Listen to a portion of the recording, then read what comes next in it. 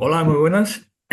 Comenzamos una nueva edición de Ciencia Naturopática, que hemos tenido un paréntesis en verano por los temas clásicos vacacionales y empezamos con temas muy interesantes, porque uno de los temas también que el año pasado le dimos mucho el tema, es el tema de, que es el título del programa Ciencia Naturopática. Estuvimos analizando bastante documentación que nos enviaban los colegiados y personas que vienen a nuestras consultas, que ven en las redes sociales y en muchos sitios de que la naturopatía no tenía base científica. Y por eso fue la decisión de hacer este programa. Creo que ya llevamos ya esta es la tercera edición, el tercer año, porque esos comentarios vienen en las redes. Estuvimos analizando incluso algunos tan famosos como Wikipedia, que fue asombroso cuando analizamos el tema de que la naturopatía no tenía base científica ninguna, que nos han comentado que podíamos otra vez hacerlo. Y después un montón de documentación que nos llega de esa línea. Después también documentación que nos ha llegado cuando confunde naturopatía con medicinas alternativas, medicinas complementarias, medicina tradicional, medicina natural, y empiezan a ponerle muchos nombres. Entonces también analizamos bastante documentación al respecto cuando ponían, bueno, la confusión.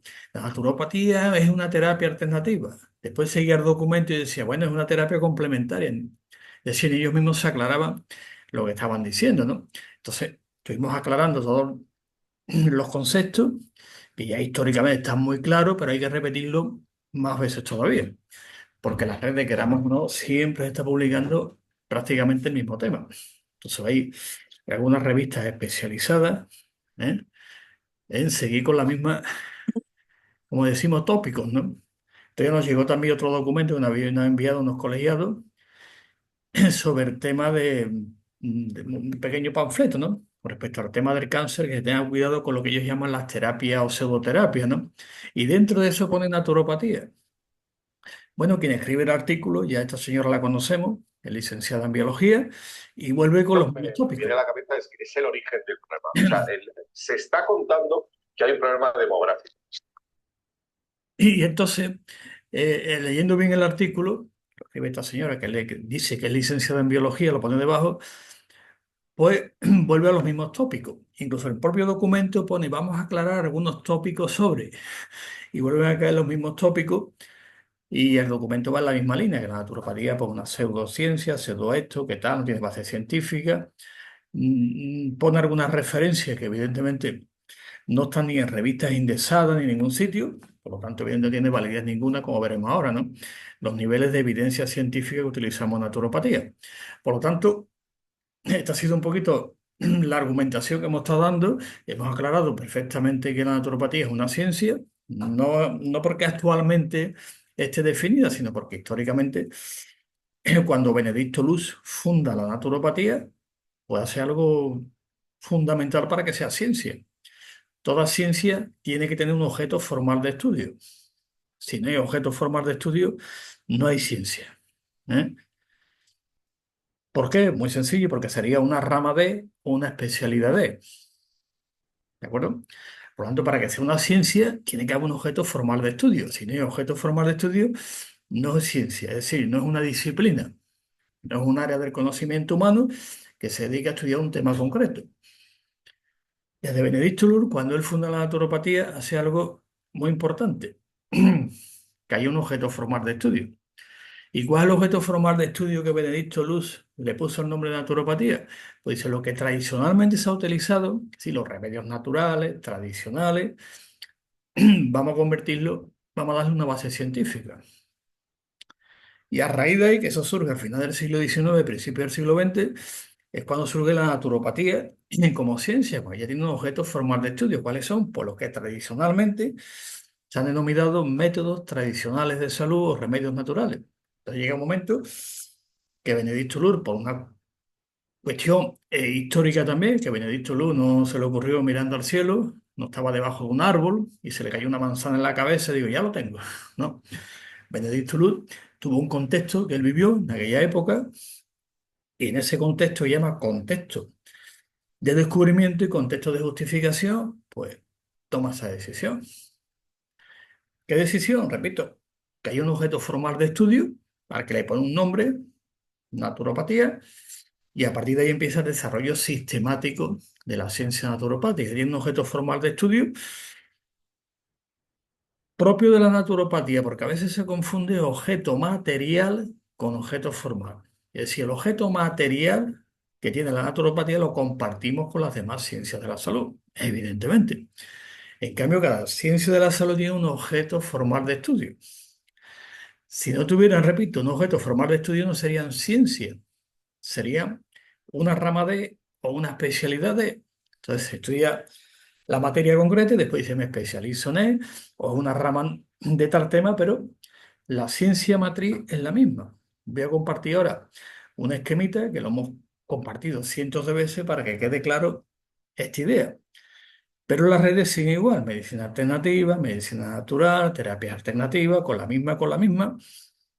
Y yo a veces me planteo si no lo hacen ya mediante un guión preparado, ¿eh? O realmente no tienen ningún tipo de información al respecto, ¿no? Voy a compartir aquí en pantalla para que veamos este esquemita, donde se ve claramente dónde se sitúa en la naturopatía. Por lo tanto, la naturopatía es una ciencia de la salud, no es medicina. ¿De acuerdo? Lo hemos dicho no una, sino miles de veces. Después nos viene también el correo que nos habéis escrito, el tema de que, bueno, que es que otros países, sobre todo anglosajones, que le llaman naturopathic medicine, medicina naturopática.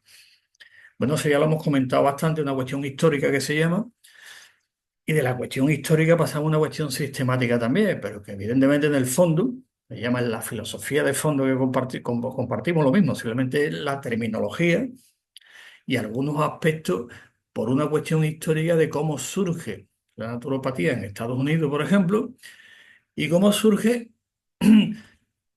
tanto en Centro Europa como prácticamente a partir de España en toda Hispanoamérica. Es decir, que hay dos conceptos.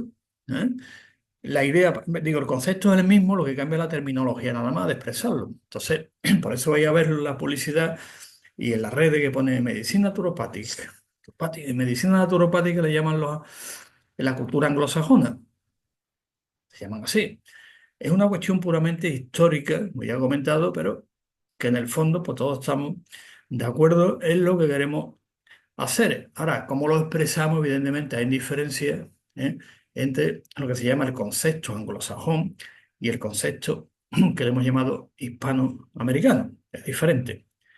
Pero convergemos en ese, digo, porque nos habéis escrito, insistimos en este tema concreto y dice, mira, pues esta gente le llaman medicina naturopática. Bueno, y en las redes hay algunos también en español se ponen médicos naturópatas, que ustedes no existe. Por lo menos aquí en España no existe como en otros países, porque esa especialidad, si nos vamos a Real Decreto aquí en España del 2008, vamos al Real Decreto del 2008, donde se especifican claramente todas las especialidades en ciencia de la salud, entre ellas las especialidades médicas. Y ahí no consta la medicina naturopática, ni medicina natural, ni medicina alternativa, no constan como especialidades como tal. ¿De acuerdo?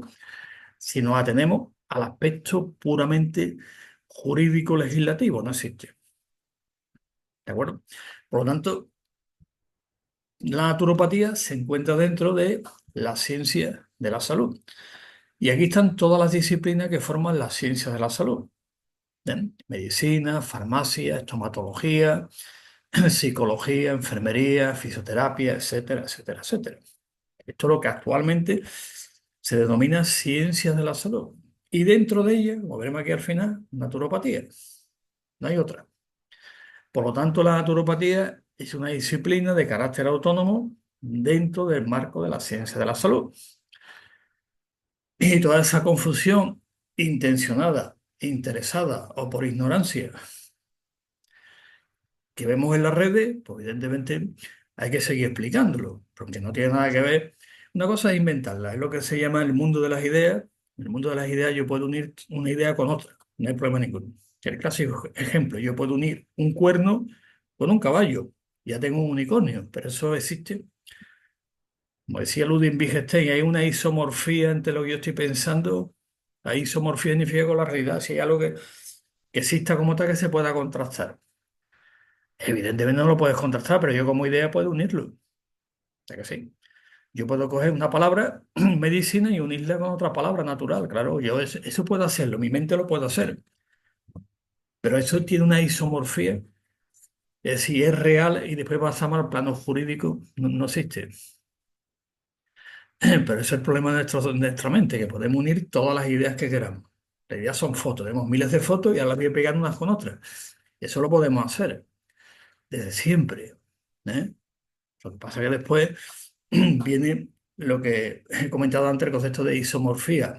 Es una relación entre lo que yo pienso y, y lo que es real. Sí, bueno, pero es usted solo. Vamos a buscar un consenso social. Mínimo 2000. ¿Hay 2000 personas que están viendo lo mismo? Pues entonces, pues, bien, vamos a decir que existe.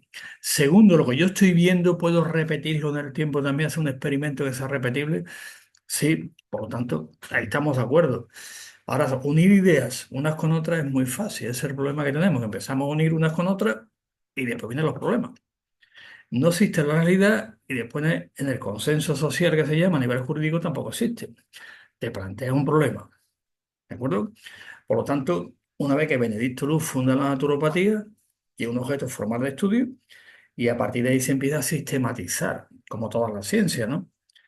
¿Qué es sistematizar? Pues darle un corpus, un marco conceptual, teoría, leyes, modelos, y se va desarrollando en la naturopatía a lo largo ya de todo el siglo XX y el siglo XXI, que estamos ahora mismo. Se conforma como ciencia.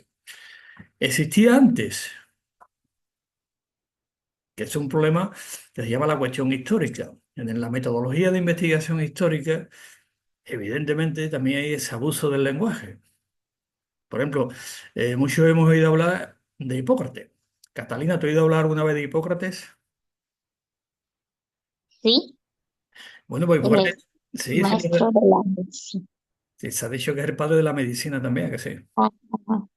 Bueno, pues se llama el abuso del lenguaje, se inventa, porque Hipócrates ni existió, ni dijo esta boca es mía, ni era médico, si existiera, ¿de acuerdo?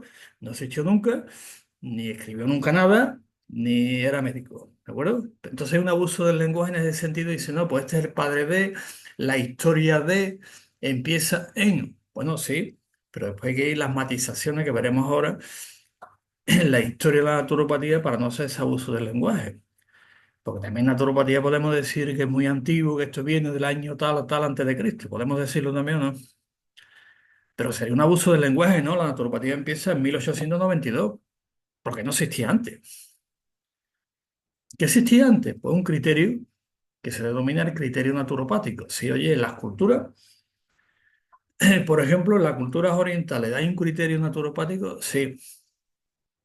En todas las culturas antiguas hay un criterio naturopático, sí, pero no existe la naturopatía como ciencia. Igual que otro dice, no es que la medicina medieval, no, y no existía la medicina todavía, tal como se entiende, cuidado, ahora sí me lo invento. Te estábamos comentando un libro que decía la medicina griega. En Grecia no existía la medicina en aquella época, ¿vale? Ahora que después todo incorporar una historia y ponerle ese nombre, le ponemos, pero ahí viene después el problema de las traducciones, un montón de temas. Entonces, naturopatía siguiendo el método histórico, no vamos a decir que la naturopatía, como dicen algunos, dice, la naturopatía es tan antigua como la propia humanidad que siempre ha utilizado medios naturales. Es una frase muy bonita que sea. Pero la naturopatía empieza exactamente en una fecha concreta, cuando se acuña el término, hay un objeto formal de estudio y empieza la historia de la naturopatía. Antes que lo que había, pues un criterio naturopático que podemos encontrar en todas las culturas. Que después a esos criterios se le ponen nombres, como ahora la OMS pone medicina tradicional. Eso no existe, ¿de acuerdo? Porque la medicina surge cuando se buscan las bases científicas de una serie de fenómenos que antes no tenía base científica. Entonces, ¿cómo puedes poner un apellido? Es lo que dije antes, poner como el cuerno y el caballo. Ya tengo un unicornio, medicina tradicional, no se puede juntar los dos términos, pertenece a niveles semánticos diferentes. Si lo une los dos, pues ya va a crear un fantasma semántico y eso tiene un problema, porque no existe, ¿de acuerdo? Y como no existe, no lo puede usted crearlo, igual que por mucho que quiera. Lo puedes crear por ordenador un unicornio y también un dragón. por internet y puedo hacer una película de dragones con la princesa que echan fuego, pero eso es real, existe, ¿a que no? Pero yo puedo hacerlo, fabricarlo. Entonces ahora la OMS se saca la medicina tradicional, pero eso no existe. Lo que se llama la tradición, hoy en día tiene una base científica cuando en Grecia se da el salto del mito al logo. ¿Y qué significa del mito al logo? Pues dice, oye, a partir de ahora las explicaciones que vamos a dar van a ser desde la física, desde la naturaleza, no desde los dioses. Llama del mito al logo. Si el mito cuál es, pues antes los dioses dicen, los dioses quieren, los dioses, y los dioses para arriba, los dioses han dicho.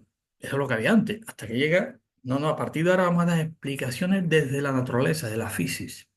Le da un salto del mito al logo. Y eso, por ejemplo, la Organización Mundial de la Salud no se ha enterado. Y sigue con medicinas tradicionales y con muchas más. Se da ese salto para buscar una explicación científica, ¿eh? A esos fenómenos. Entonces se llama desde la naturaleza, no explicaciones extranaturaleza, sino desde la propia naturaleza. Por eso cuando Benedicto lo acuña el término, empieza a darle una base científica a todo lo que, como él decía, lo tradicional, lo que se ha hecho desde siempre, pero va a buscarle una base científica. Empezó a trabajar, fundó la primera escuela, funda la primera organización para que esto tenga también puestos de trabajo, y a partir de ahí surge la naturopatía y se va definiendo. Y esa definición nunca, nunca, nunca, en todos los textos antiguos, desde el principio del siglo XX, se dice que la naturopatía es rama de la medicina de ningún sitio. ¿De acuerdo? Entonces, una definición del año 1929, que se reguló la naturopatía en Estados Unidos, 1929, en febrero, en que se dice al final una coletilla que dice, esta es una práctica no medical, no médica. Lo especifican claramente y actualmente por la naturopatía vemos una ciencia de la salud como todas las demás. Tiene su objeto formal de estudio y, como toda ciencia, tiene su ontología, epistemología, metodología, tecnología, praxeología y axiología. Es decir, que la naturopatía cumple con todos los requisitos de demarcación de la ciencia que actualmente se tiene. Si no cumple con esos requisitos, no es ciencia. Y como cumple con todos ellos, pues evidentemente es una ciencia como tal. Digo que de esto claro porque después pues, nos van a preguntar mucho y algunos lo cuestionan y esto qué es, esto no sé cuánto. Pues la idea es muy clara, no hay problema ninguno. Luego está la cuestión histórica, cómo se funda, y después las definiciones actuales de lo que es la naturopatía. ¿Queda claro este tema? Sí, pero hay que repetirlo mil veces porque después nos lo dicen otra vez, sobre todo la OMS, que se despista un montón y empieza con el tema y sabe muchos países también que están con la medicina tradicional, con la medicina system. Igual que la abogacía tradicional no existe, la astronomía tradicional, la química tradicional, la física tradicional, ¿no? Todos son formas de hablar, pero no realidades científicas, profesionales y jurídicas. ¿De acuerdo? Yo puedo hablar de la astronomía del siglo I antes de Cristo, por supuesto, pero eso es astronomía tradicional, que no se puede, ¿no? Por lo tanto, se llama fantasma semántico. Y los fantasmas semánticos después, como no hay una isomorfía, como decía Ludwig Wittgenstein, pues vienen los problemas de los humanos, que empezamos a fabricar fantasmas semánticos y después no existen. ¿De acuerdo? Y otra cosa, evidentemente, crear modelos conceptuales, que eso es otra cosa. ¿Vale? Están por aquí comentando el tema de el ejemplo de Bernard que está adelanta, sí, el ejemplo de Julio Verne, por ejemplo. Pues sí, eso es otra cosa. Creo que está bien el ejemplo que ha puesto, bueno, colegiado. De todas maneras, si vais a escribir, por favor, poned que si sois colegiado, ¿vale? O estudiante. ¿eh? Efectivamente. Ahí se puede decir que evidentemente hay personas que se adelantan y dicen, oye, pues voy a escribir esto sobre tal tema y al final que yo, pues, con el tiempo, pues, nos pasó con el submarino, con un montón de elementos que al principio se piensa y después pasan a la realidad. Eso Platón ya lo define en el mundo de las ideas y el mundo sensible, que es el mundo de las ideas donde pensamos después de que pasarlo al mundo sensible y que encajen los dos el de la mejor manera posible, valga la redundancia, ¿de acuerdo? Bueno, pues hecho este primer, en las preguntas que habéis hecho, que queréis que maticemos otra vez y que le demos mucho énfasis a lo mismo, ¿Para qué? Para que después podamos comunicar cuando nos pregunten. ¿Queda claro esta parte? Como las demás, ¿veis? Como las demás, ¿veis? Aquí está. No es nada que esté al margen de, sino que está dentro de los criterios de demarcación de la ciencia.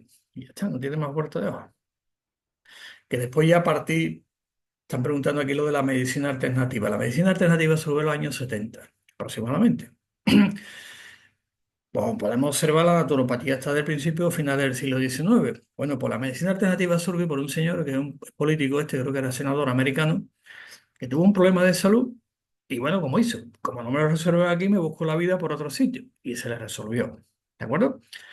Y a partir de ahí este hombre pues dijo, bueno, pues voy a llamarla a esto medicina alternativa.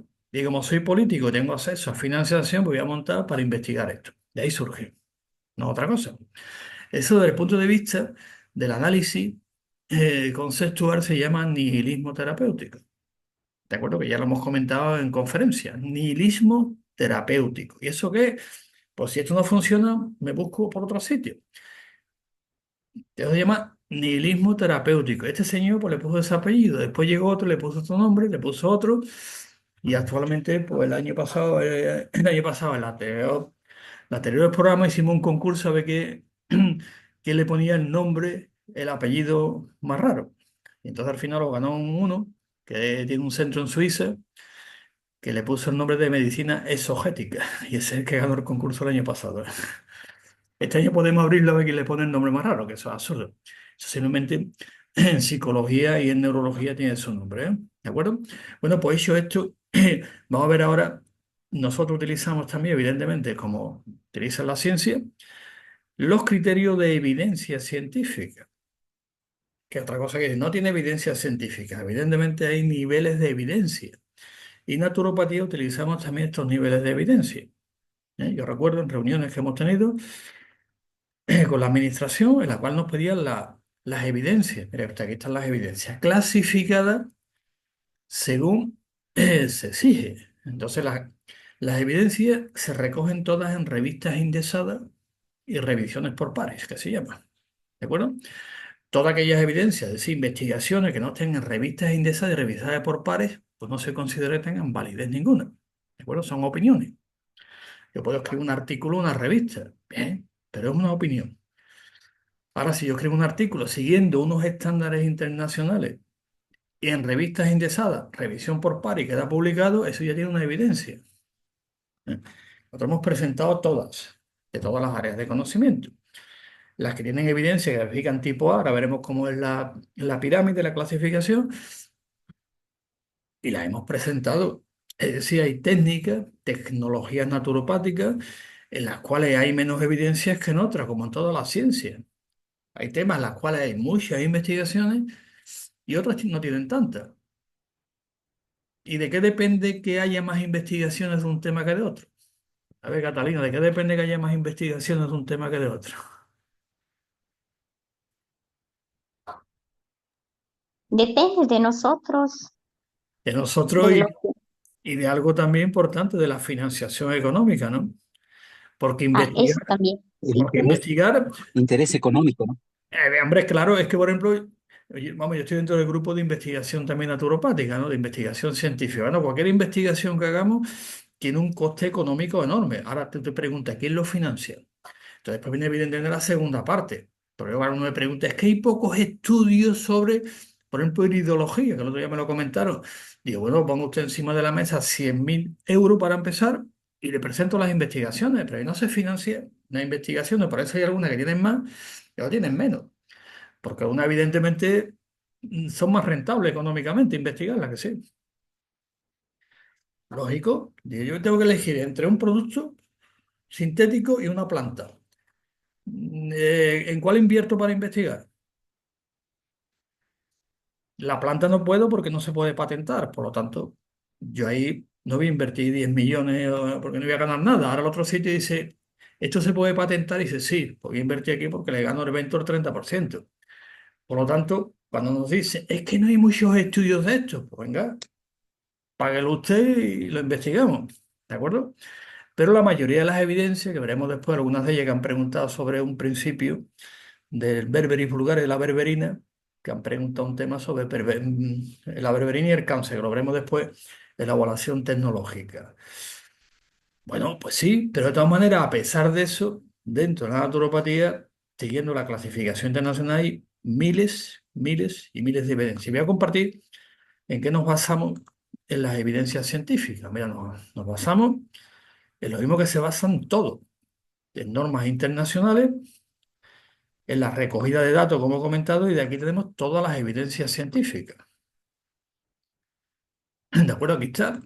En el nivel A, como todo el mundo sabe, ¿qué es lo que tiene más evidencia de todo, de todo? Pues evidentemente las revisiones sistemáticas y los metaanálisis. Punto. Entonces nosotros en la primera, a ver, ¿cuántas revisiones sistemáticas hay sobre la planta tal? Pues tantas, lo clasificamos. Sobre tal vitamina, sobre tal tema, a nivel energético, a nivel tema, que ¿cuántas revisiones sistemáticas hay? Tantas, las vamos clasificando.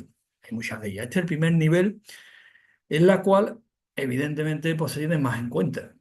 Se aproxima, cuidado, porque en ciencia, el que diga que esto es así, evidentemente ya está pasando el límite de ciencia a ideología.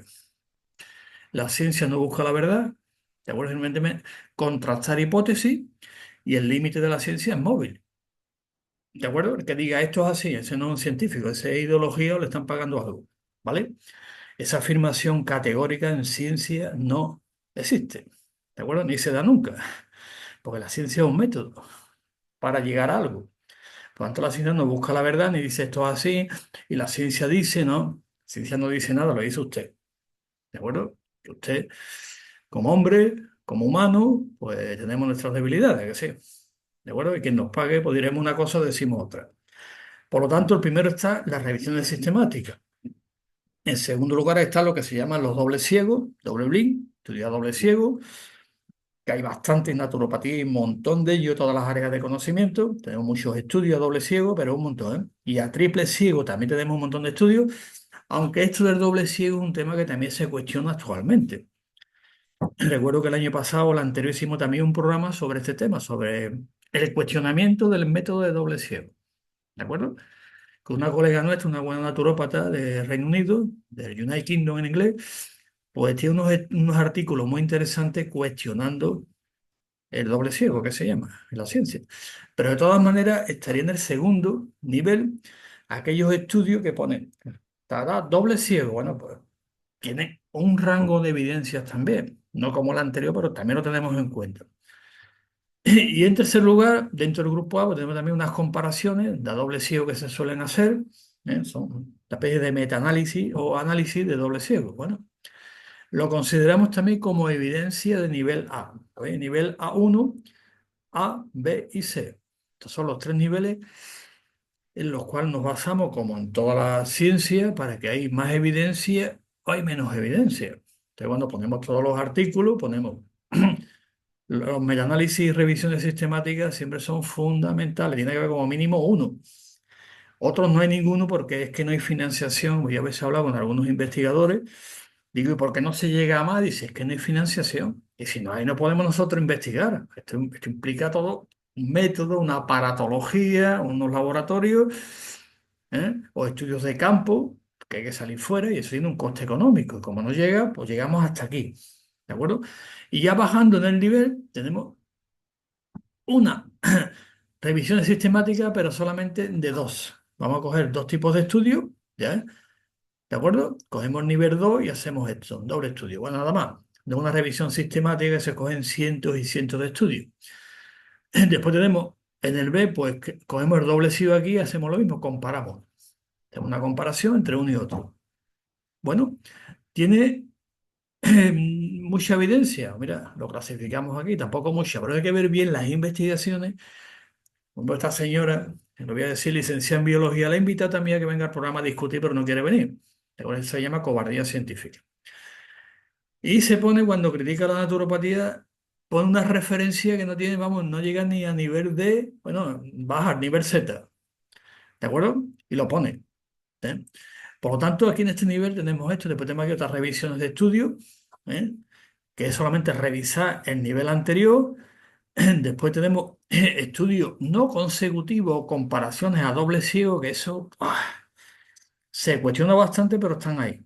Por eso cuando alguno dice, hay un estudio científico que dice, cuidado, lea usted bien el estudio, en qué nivel lo clasifica y vea usted el sesgo que tiene, porque hay estudios que son impresionantes, ¿eh?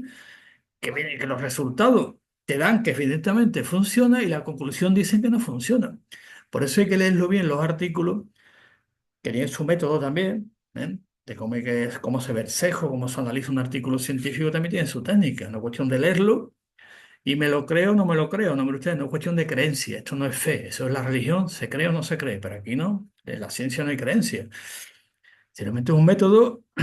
Y después fijaros, ya pasando al nivel C, ¿eh? Aquí no hay ningún estándar de referencia de forma independiente o no se aplicó con doble ciego.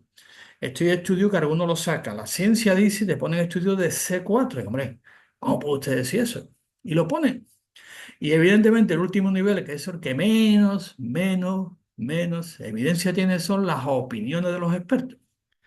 Cuando escuchamos por ahí, los expertos se han reunido y dicen que, mentira, nivel D5. Eso no hay que creérselo en absoluto, porque es que no tiene nivel de evidencia. Y fijaros que en todos los estándares internacionales, yo he puesto aquí unos recogidos, aquí está la referencia bibliográfica, por si queréis verlo, la Universidad de Oxford, que este es un estándar internacional, ¿de acuerdo? La opinión de expertos, sin evaluación crítica, sin nada, se pone siempre en el nivel de 5. Nicole, ¿cuántas veces hemos escuchado? Los expertos dicen, lo hemos escuchado, ¿no? Miles de veces, ¿no? Se ha reunido el comité de expertos y han dicho, "Esto no tiene validez ninguna". Ahora usted me trae un metaanálisis, una revisión sistemática, de bueno, por lo menos eso es algo. Ya tiene una evidencia más alta. Ahora los expertos se van a nivel 5 cero. Poquita evidencia ninguna, ¿eh? Luego está cejado al 100%, porque depende del experto que le pague, ¿no? Eso, ¿No? eh, eh, eso pasó con el asunto del colesterol en 2004, 2005, que 10 expertos se reunieron, bajaron los índices de colesterol, después fueron a probar y todos los estudios contradicen lo que ellos dijeron. Efectivamente, pero esos son los expertos nivel 5 en D5 no tiene validez ninguna, ¿eh? Aquí pasó igual, lo bajaron, aquí estaba también, dejaron los expertos y lo pusieron en 200, lo van bajando, cada vez lo bajan más, ¿no? Y después hay unos estudios muy interesantes que sí son metaanálisis que están hechos en Hawái. Si queréis investigar, por ejemplo, lo que has comentado del colesterol, para que vea que después se desmiente lo que dicen los expertos, nos vamos a este estudio muy interesante, que es un estudio que se hizo en Hawái sobre el consumo de fármacos para bajar el colesterol, es decir, de estatinas. Yo os invito a que leáis todos esos artículos, estudios, metaanálisis muy interesantes. ¿Qué pasa cuando se intenta bajar el colesterol en algunas poblaciones como se utilizó Hawái y otros también? Porque evidentemente no todos los humanos tenemos el mismo estándar de colesterol, por ejemplo, ¿a que no? No, pues tenemos igual, uno tiene más. Así que si queréis un poquito, siguiendo el hilo este de los expertos, pues el estudio de Hawái, que es muy interesante, sobre el colesterol y las estatinas, y vais a ver que después evidentemente se ha repetido en otros sitios, se sigue repitiendo y dice que aunque digan los expertos, esto no funciona efectivamente. Hay muchos estudios que lo desmienten, pero hay que leerlo, hay que investigarlo, hay que analizarlo también y sacarlo a los públicos. Entonces, así como se contrasta y se contrarresta estas opiniones, sacando documentación, pero documentación que esté como mínimo en A aproximadamente. Ya los de B, hay que aportar mucho, pero siendo A, se aporta incluso algunos de A, que podéis leer algunos metaanálisis, también están cejados. ¿Qué significa cejado? Algo muy sencillo. Yo voy a hacer un metaanálisis, una revisión sistemática, ¿eh? Quiere decir que yo voy a coger un montón de estudios y los voy a revisar. Pero después hay que leer detalladamente criterios de exclusión y criterios de inclusión. Es decir, en esta revisión sistemática, ¿qué estudios voy a incluir y qué voy a excluir con qué criterio? Como no pongan eso, evidentemente tampoco tiene validez ninguna. Entonces se pone cejado, se pone una notita y se saca rápidamente y se publica. Está cejado porque falta que este investigador ha puesto por qué ha excluido estos estudios e incluye estos otros. Hay unas revisiones sistemáticas que se incluyen a lo mejor 14 estudios nada más. Y a lo mejor hay 1800 estudios, pero no pone por qué escoge esos 14 y los restos no lo pone. Por lo tanto, ya esa revisión sistemática no tiene validez ninguna, porque es que no lo pone. ¿Entendés cómo? Es que como hay que analizar leerlo tranquilamente y después investigarlo bien, decir, oye, ¿por qué? Y algunos sí lo ponen, pone criterio de inclusión, incluyo estos artículos por esto, por esto, por esto, y excluyo esto por esto. Ah, estupendo. Yo puedo estar más o menos de acuerdo, ¿no? Pero por lo menos lo pone. ¿eh? Y después, evidentemente, después de la declaración de San Francisco, creo que desde 2013 me parece, pues hay que poner también los intereses que tiene usted, ¿no? Se llama declaración de intereses. Y hoy en día en todas las investigaciones pone todos los datos, el investigador, que lo hace todo, y declaración de intereses. Quien te paga, tiene usted algún interés con algún laboratorio, eso hay que ponerlo ya. Antes no. Por eso antes, quien pagaba, pues salía lo que salía, pero ya después se ha puesto eso mucho más serio y hay que poner declaración de intereses. Eso leerlo bien la investigación. Si no lo pone, evidentemente no tiene validez prácticamente ninguna. Porque aquí se han visto, aquí en España, algunos casos concretos de investigaciones que la persona que lo ha hecho ha tenido que dejar su cargo y dimitir porque no había puesto quién le pagaba la investigación. Y otros sí lo ponen. Hay investigaciones, ponerlo muy interesante sobre el tema de la leche. Y dice, la leche no produce mucosidad. Bueno, es una encuesta y que hace un señor, ¿eh? No tiene validez ninguna prácticamente, y después viene debajo quién le paga. ¿Quién pagó esa encuesta? ¿No? Eso es bueno, es importante saberlo porque así vemos los intereses que hay. Por lo tanto, en una investigación, siguiendo estos niveles, hay que leer todas estas cosas. El investigador, la universidad, todos los datos personales tienen que ir a la investigación. Y en los metaanálisis, revisión sistemática, tienen que ir criterio de inclusión, criterio de exclusión. Si no, tiene validez ninguna. ¿eh? Y después tiene que venir la declaración de intereses. ¿Quién le ha pagado a usted la investigación? Y si tiene usted algún interés concreto con alguna empresa, algún laboratorio, alguien que, aunque no le pague, que puede tener usted un familiar trabajando en el laboratorio, tiene usted que ponerlo también. Porque después se analiza, se mira y se ven los intereses, llama el cejo, se llama eso la investigación. Bueno, pues estos son los niveles estandarizados, niveles internacionales, después hay matices, ¿eh? Revisiones, que también hay revisiones rápidas, pero esto diríamos en general que se aplica en todas partes. Después hay sitios que, como digo, se pone uno más, una clasificación, pero esto es lo que hay, ¿eh? Y a partir de aquí en naturopatía utilizamos lo mismo. ¿Qué tiene más evidencia? Esto, los metaanálisis, punto.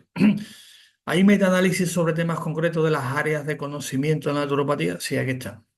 Es que aquí hay muy poca, sí, pues ya sabe.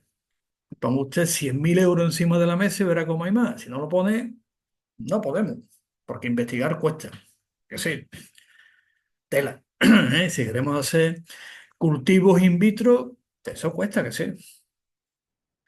Y hay que pagar a los investigadores, hay que pagar, eso cuesta. Por eso, alegremente, algunos dicen, es que no iba a hacer ninguno. Yo siempre respondo lo mismo, ponga usted 100.000 euros como mínimo. Después ya hablaremos. Y si la investigación dura 5 años, pues habrá que pagarla a los profesionales, pagar el material, pagar el equipo. ¿Está usted dispuesto a pagarlo? No, no. Entonces no diga que no hay investigaciones, que no hay evidencia, hombre. Es que esta hay mucha, claro, porque esa se paga y más intereses, claro. Eso es lo que hay. Por lo tanto, nosotros como naturópatas nos basamos exactamente en los mismos criterios a la hora de darle evidencia a la práctica profesional naturopática. Evidentemente, con estos datos, como estaba comentando antes del colesterol, cuando viene algo, no, es que me han dicho que tengo 204. Dice, no es mucho, pero de todas maneras me ha mandado un fármaco estatina para que se baje el colesterol. Bueno, ¿quién ha puesto el estándar internacional? Pues los expertos, y ahora viene la pregunta, ¿quién le paga a los expertos? No, no. Por lo menos el viaje, ¿no? El viaje, la dieta, la comida, ¿quién se la paga? Ya está. Entonces sabemos si le pone 200, te pone otra variable. Por ejemplo, ¿sabéis otra variable clásica que se puso en su tiempo? No sé si por ahí la tenéis también, que es la hemoglobina glicosilada. Catalina, ¿tenéis también por ahí esa variable? Sí, tenemos, doctor. Sí, aquí se le llama hemoglobina glicosilada. Antes era glucosilada y ahora es glicosilada. Bueno, pues eso después vienen los expertos, han dicho, pues pasa lo mismo que el colesterol, se reunieron y pusieron pues los límites. Después al final se vio que había un laboratorio detrás que tenía la exclusiva y fue el que en cierta manera pues dijo, este es el límite de hemoglobina glicosilada, como te pasa de aquí, pues ya sabes. Y pusieron los límites. como pasa en todo. Después, evidentemente, como naturópata que somos, pues evidentemente personalizamos. ¿De acuerdo? Pero sabemos la edad que tiene usted, dónde vive, el clima, todas esas variables para decir, bueno, pues el margen está muy alto o está muy bajo. Y ahí nos basamos, no decimos, como vas a te dan la hojita, viene la crucecita, el asterisco, asterisco, asterisco. Ah, no tiene usted alto, no tiene usted bajo. No, no. Va usted personalizando sus condiciones, su genotipo, y posiblemente usted a nivel genotípico, usted en vez de 200 tenga 300 normal de colesterol, por ejemplo, ¿no? Y uno dice, bueno, ¿y ustedes son qué os basáis? Joder, por los estudios científicos en que nos basamos. Y los otros que dicen que son científicos, ¿por qué dicen esto? Pues yo ahí no entro. Yo te digo lo que dicen las referencias y las evidencias científicas están publicadas, que son las que valen. Las que están publicadas, las que no están publicadas no valen. O está publicado en revistas índices de revisión por pares o no tiene validez ninguna. Por lo tanto, como naturópata que somos, tenemos que estar día de todo lo que va saliendo. Hay unas 3.700 y pico de revistas indexadas aproximadamente. Y como hemos visto que estoy hablando en la clase, pues cada uno está especializado en un tema. Pues como naturópata tenemos que estar día de las últimas investigaciones que se van dando. Y así, pues evidentemente, nuestra práctica funciona porque está basada en el método científico y después podemos un poquito contrarrestar y discutir aquello que cuestiona lo que hacemos. Bueno, por lo tanto, que quede claro cómo funcionamos, que la naturopatía, ciencia, disciplina de carácter autónomo dentro del marco de la salud, de la ciencia de la salud, como las demás, ni más ni menos, simplemente tiene un objeto formal de estudio. ¿eh?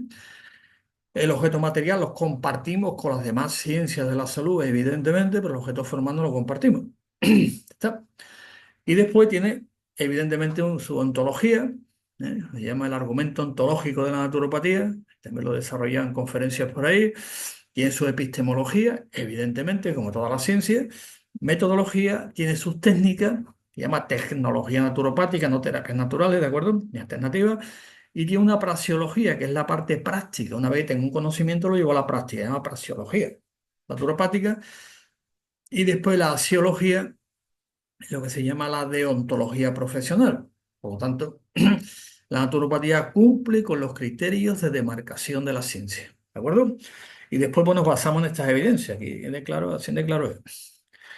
¿Que hay que revisarlo y hay que leer? Pues sí, hay que echarle horas, como todas las profesiones. Hay que echarle horas, ser un gran profesional, echarle muchas horas a la profesión. Catalina, hay que estudiar mucho, que sí. Y muchas horas.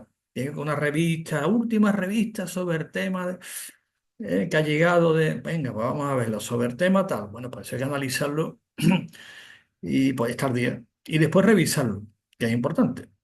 ¿Dónde está el sesgo? Hay algunas investigaciones que son... Es una investigación muy curiosa, publicada, sin entrar en detalle, de quién es esta persona, que una vez que lo sabemos, digo, vaya personaje. Que cuestiona, por ejemplo, que lo que es la homeopatía, que en naturopatía utilizamos también homeopatía, naturopatía es funcional. Veremos en otro programa la clasificación, que nos habéis pedido también que la hagamos. Y dice, termina diciendo, dice, la homeopatía es sin, dice, dice, compatible, perfectamente compatible con la idea de placebo.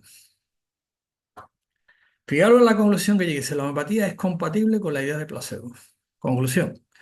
Hace una revisión, no pone criterios de inclusión, criterios de exclusión, simplemente pues se lo inventa. Fijaros qué conclusión saca. ¿Esa conclusión es científica o no? La idea de homeopatía es compatible con la idea de placebo. Fíjate qué conclusión saca el tío. Y ese texto, ese documento, esa investigadora lo utiliza mucho para decir que la homeopatía no es científica. A ver qué os parece esa conclusión.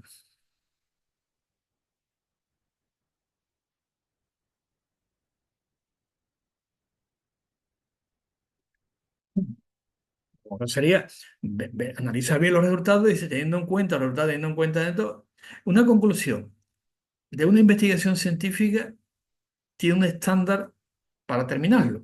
Que el estándar siguiente. Si en las condiciones que hemos hecho este experimento, entonces se cumple esto. O es probable, mejor dicho, no dice, es probable que se cumpla. Y este señor nos dice, utiliza la palabra idea. La ciencia contrasta hipótesis, no ideas. En el mundo de las ideas entra en el mundo de la filosofía. Pues ese texto lo utilizan todos, que no lo leen evidentemente en la investigación, como para criticar que no tiene base científica. Impresionante, de verdad. Y después otros artículos, por ejemplo, que están hablando de homeopatía, pues confunden, por ejemplo, homeopatía con hormesis. Y te sacan unas investigaciones que esto está, que es te lo digo los otros, que están a favor de que tiene base científica. Pues evidentemente confunden homeopatía con hormesis. Cuando lees el documento, lo analizas y me han preguntado, dice, ¿el experimento, por ejemplo, de Benveniste famoso demuestra que la homeopatía tiene base científica? No, Benveniste lo que hizo fue un experimento de hormesis nada más, no de homeopatía, hombre. ¿Eh? Está. Después dice, ¿cómo? Aquí está el estudio. Que lo que hizo, el cultivo, lo que le yo llama hormesis, no homeopatía. Por lo tanto, muchos artículos a veces, quien lo escribe, como no tiene un marco conceptual claro, al final se lía un montón, ¿eh? Y empieza a coger datos de aquí, empieza a análisis, le mete estadística, le mete, los ordenadores, estos los programas que hay, porque hoy en día hay también programas de rastreo que se llaman. Estos programas el ordenador y te hace un rastreo de las investigaciones que tú le has puesto que te busque. Y te puede hacer un estudio estadístico, gráfico, regresiones o alucina. Me voy a mandar una vez uno y yo le llamé y le pregunté, ¿usted ha leído alguna revista de esta? Y dice, no, yo lo que he metido ha sido robot y ya está. Digo, entonces, ¿de acuerdo? Porque el robot lo programo yo y yo le meto los datos que yo quiero en ese momento. Ahora coja usted mejor el artículo lo lee usted y lo analiza. Y no se lo da a un robot que me hace 40 estudios y me dice, conclusión, esto no funciona. No, yo lo último que me mandó fue la pregunta directa, ¿usted los ha leído? Los 114 estudios que usted dice que ha rastreado, no. Si un robot que usted ha metido, ¿no? Un programa. Que los hay también, ¿eh? Que alucinante, le mete el programa, y te hace un rastreo, te saca estudios, estadísticas, todo lo que quieras. No, yo lo he hecho y tengo varios robots de esos programas, ¿no? Que los pongo, los programo y me busca datos, después me hace estudios y digo, bueno, pero yo no he leído ninguno, ¿eh? ¿Veis la diferencia o no? Y muchos análisis y metaanálisis están hechos con robots, ¿eh? No lo han leído los propios investigadores, ¿eh? No se han enterado, no han cogido uno, otro, ¿no? Lo mete y lo rastrea. Y después te sacan estudios, hay un par de ellos, de revistas especializadas en revisiones sistemáticas, ¿no? Bueno, pero lo utilizan, además lo dicen, aquí está el robot, que utilizan ellos para hacer las revisiones, pero no leen ninguno. Por eso no. Y eso es lo que le llaman ciencia. Revisión e historia. Pues, siempre he dicho y lo seguiré diciendo que la naturopatía está a la vanguardia de la ciencia, evidentemente, ¿no? ¿De acuerdo? Bueno, pues esta es la parte científica, no que una parte histórica, porque también he hablado muchas veces de historia. Y siempre que hablamos de historia, pues recogemos onomásticas, ¿no? Si en la última semana celebramos alguna onomástica de algún naturópata histórico, alguien que aportó algo a la naturopatía, y vamos a ver si esta semana ha habido alguna onomástica, así aprendemos algo. ¿Quién fueron los que fueron construyendo la ciencia naturopática a lo largo de la historia, ¿no? Vamos a ver, voy a compartir pantalla y vamos a ver de historia, que es la segunda parte, y vamos a ver si tenemos aquí, a ver, lo tengo por aquí. Sí, aquí está. Esta es una revista que tenemos, se llama Naturopatía Digital, que podéis también apuntaros, ¿eh? Que también estudio, publicamos de todas estas revistas, ¿no? Se publica, ¿veis? Artículos científicos. Mira, este ha gustado bastante, que habéis mandado bastante preguntando cómo se hace, pero está bien explicado en el estudio. Está traducido a español y el estudio, fijaros que está interesante lo que habéis preguntado, cómo se puede hacer esto. Bueno, pues, habéis leído el artículo, hacerlo, ¿no? Catalina, ¿es tan difícil hacer esto? Hace una crema vaginal que lleva eucalipto, viola odorata. La viola odorata es el pensamiento, ¿eh? Y la mente. No, Eso no es muy no, difícil, sí, ¿no? No es difícil, ¿que no? no. Si tenemos bases, leemos y orientación Sí, y la crema que pregunta qué crema, pues mira, la crema clásica yo siempre recomiendo cera de abeja, pero se puede utilizar otra crema también. Una crema es un vehículo graso, lipídico. Se puede utilizar un aceite o yo siempre recomiendo la cera de abeja, ¿no? Que es un cerato y esto es para, fijaros para lo que es el estudio que interesante es. Catalina, ¿qué te parece? Para la tricomoniasis. interesante. Pero no es Los muy difícil. pasando a lo que es el metronidazol. Claro, la crema, yo lo he puesto, y además, mira, esta es una revista indexada. Digo, por poner un ejemplo, lo traía lo que he visto, la International Journal of Preventive Medicine, esta está indexada. ¿Eh? Y este estudio es muy interesante porque si os vais después al estudio, sigue los estándares internacionales, ¿de acuerdo? Digo para que veáis lo que es un estándar internacional, voy a compartirlo para que después podáis hacerlo uno. Esto es un estándar internacional, ¿de acuerdo? Vamos a quitar todos los cookies. Mira, aquí está. Este es el estudio. Publicar la revista, veo, ¿no? Revistas indexadas, viene explicando el tema, los autores, y aquí lo dice claramente, ¿no? Tiene que informar lo que es quién son los autores, información sobre los autores para escribirle, como hago yo con algunos, departamento tal, la escuela de farmacia, aquí debe venir especificado todo, y aquí está la dirección de correspondencia. ¿Por qué? Porque yo le quiero escribir algo y preguntarle, pues además yo también tengo hecho lo de revisor por pares también, pues tengo que le escribo, le pregunto, si me interesa el tema, ¿no? ¿Veis cómo son los estándares internacionales? La dirección de correspondencia, porque debe escribirle, ¿de acuerdo? Todos los datos y después está el resumen, que es el Astra. Tiene que todo esto es obligatorio. Y esto es público. Después revistas, que si quieres ver el artículo completo tienes que pagarlo. Decían ellos, llaman BUI en inglés, o son free. Free que son libres. Pero todos están obligados a que haya un resumen. Entonces aquí está. Y el resumen tiene que llevar este esquema siempre. ¿Cuál es el fondo de la cuestión? Todo el mundo sabemos lo que es la tricomona vaginalis, ¿no, Catalina? Sabemos lo que es, lo que produce, de transmisión sexual, todo tema. Y después aquí las tres plantas que se han investigado para el tema este. Y después tienes que especificar el método que has utilizado. Oye, ¿para qué? Para yo repetirlo también. Yo también puedo hacerlo y lo repito y sería salido casi lo mismo. Por lo tanto, tiene validez que, que sea reproducible. No que diga, a mí me funciona. Eso no es una expresión científica, que no. No, Catalina, a mí me funciona, no vale. Me tiene usted que decirme el método que usted ha utilizado. Mira, aquí está. Utilizan acetato de etilo de hoja del eucalipto, una fracción acuosa de raíz de viola dorata y extracto hidroalcohólico de hojas de menta piperita. Bien. Llevaron diferentes formulaciones de crema vaginal que contenían extractos mixtos de una evaluación fisioquímica. En el siguiente paso se probó in vitro, no in vivo, en Catalina in vitro el efecto contra la tricomona de la forma certa. Bueno, después hay que poner los resultados obtenidos. ¿Qué resultados tengo? Porque están estados mixtos, todo el tema, lo que es al 100%, todo. ¿Para qué? Para que yo pueda en un momento dado repetirlo y me llegue a salir casi. Si me sale algo diferente, hay que hacerlo más veces. Y después las conclusiones, lo que dijimos. La unión selectiva de crema vaginal que contiene esta mezcla de extractos detectó un 100% en las primeras 24 horas. Catalina, ¿qué te parece? 100% de resultados, ¿eh? Impresionante, ¿eh? Impresionante. Y es fácil de hacer lo que hablamos antes de invertir. Yo puedo hacer esta mezcla, la puedo hacer, ¿a que sí? Yo puedo con eucalipto, yo puedo hacerla. No, no la puedes patentarla. En cambio, si fuera otra, porque el tratamiento clásico, ¿cuál era, dijiste, Catalina? El tratamiento farmacológico de la tricomona, ¿cuál era? Lo dijiste antes, ¿no? Ya, Metronidazol, más efectivamente. clásico. Pero no está patentado, que sí. No está patentado, yo no lo puedo fabricar, que no. ¿No? En cambio, esta fórmula sí, por eso después esta se ha hecho in vitro y si hay que hacerla en vivo, hay que aportar más porque pasa a la segunda fase. Todo, toda investigación pasa por fase, primera fase, segunda, tercera y cuarta, y puesta en el mercado. Por lo tanto, ya este es el método de investigación. Interesantísimo, de haberlo probado con personas que dicen, bueno, como muchas cremas no están en el mercado por circunstancias, pero se pueden fabricar. Y se empieza y dice, oye, que funciona. Oye, ¿en qué te vas aquí? Mire, porque está el estudio. 100%. Después está el estudio completo, este es free.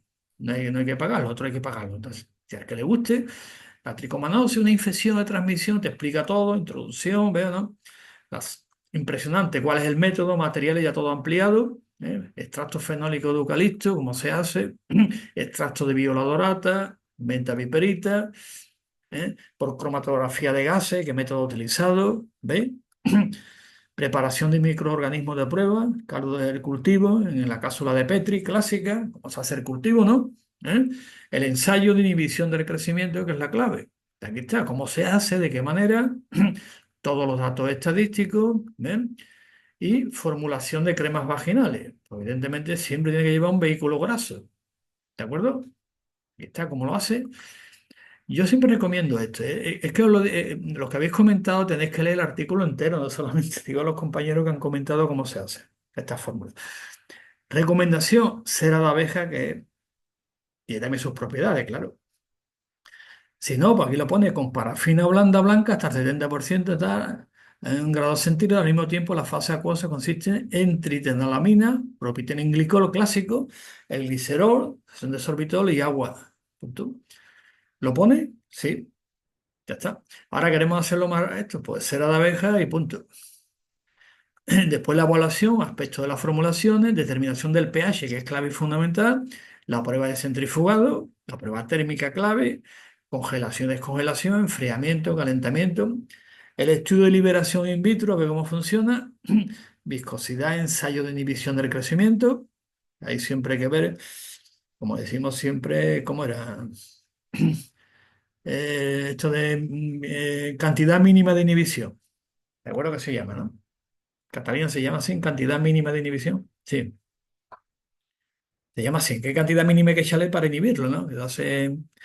Y después los resultados, estadísticas, todo bien, para que nadie nos diga, oye, usted está haciendo una crema que no tiene base científica. Sí, aquí está, discusión. Y después las conclusiones que hemos visto. Y aquí lo que hablamos antes, que tiene que llevar una investigación, ¿lo veis? Aquí está. ¿Quién ha pagado la investigación que me interesa, no?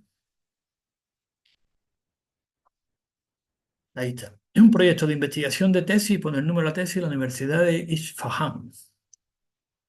Ahora está en Pakistán, me parece, ¿no? Conflicto de intereses, no hay ninguno, porque prácticamente es casi una beca para una tesis doctoral. Y ahora bien, tiene que poner las referencias. ¿En qué se ha basado usted para... ¿Cómo se le ocurrió la idea de hacer este experimento? Porque aquí están las referencias, ¿eh? ¿Quiere verla completa? Bueno, esto es una investigación indexada, como estamos comentando. ¿De acuerdo? ¿Veis? ¿Veis cómo es o no? Tiene que llevar todo, incluido quien financia. Y, importante, repito, forma de contacto. ¿Por qué? Porque podéis conectar, por ejemplo, este pone debajo, le podéis escribir y coger más datos. ¿Vale? Y es interesante, ¿eh? Lo que te cuentan algunos, te cuentan algunas cosas muy interesantes, ¿no? Sobre todo yo me pregunto por qué no se llega a más la investigación. Me dicen, todos me contestan lo mismo. Yo les mando una serie de material adicional que yo les pido de dónde puedo conseguir más investigación y te la mandan también. Es muy, muy interesante el contacto con los investigadores. ¿De acuerdo? ¿Queda claro esta primera idea de cómo investigamos en naturopatía? No tiene, no tiene más misterio, que ¿no? Bueno, pues entonces vamos a ver las onomásticas que tenemos hoy a nivel histórico y vamos a ver dos onomásticas importantes para. Vamos a compartir. Cuando vaya uno pregunta y dice que sale mucha publicidad en la revista Naturopatía Digital, hombre, es que por lo menos para financiar por lo menos los artículos algunos. No se coge mucho, evidentemente, porque son, como algunos dicen, es que hay mucha publicidad. Bueno, pero es que está ahí. Digo esto porque algunos me habéis preguntado, ¿por qué sale tanto los dibujitos y qué se hace? Pues hay publicidad. ¿De acuerdo? Que ponemos en el Google, porque son. Y el que quiera, porque le dé al dedito y punto. ¿No? No es obligatorio, ¿eh? Por eso sale. Digo porque la habéis visto aquí y dice, ¿por qué sale tanta publicidad? No, por esto, aquí está. Pues no. ¿De acuerdo? Si sale esto, le doy aquí al dedito y punto. Se quita. Bueno, aquí tenemos Naturopatía Digital, que es el blog, y vamos a ver ahora una nomástica que celebramos hoy. Este otro artículo que habéis comentado también, la naturopatía es ciencia fáctica. ¿Y por qué hemos puesto este artículo que lo habéis comentado de la pregunta y por qué? No es sencillo. Dentro de la naturopatía, esta es una ciencia, es práctica también, tiene una parte práctica, parte teórica. Sí, no se puede concebir la naturopatía nada más que teórica, por la tiene una parte que se llama ciencia fáctica. ¿De acuerdo? La habéis leído, habéis comentado, pero es fáctica ¿por qué? Porque la naturopatía tiene una vertiente praxeológica importante, tiene práctica, ¿de acuerdo? No es una ciencia teórica, por lo tanto la llamamos también ciencia fáctica.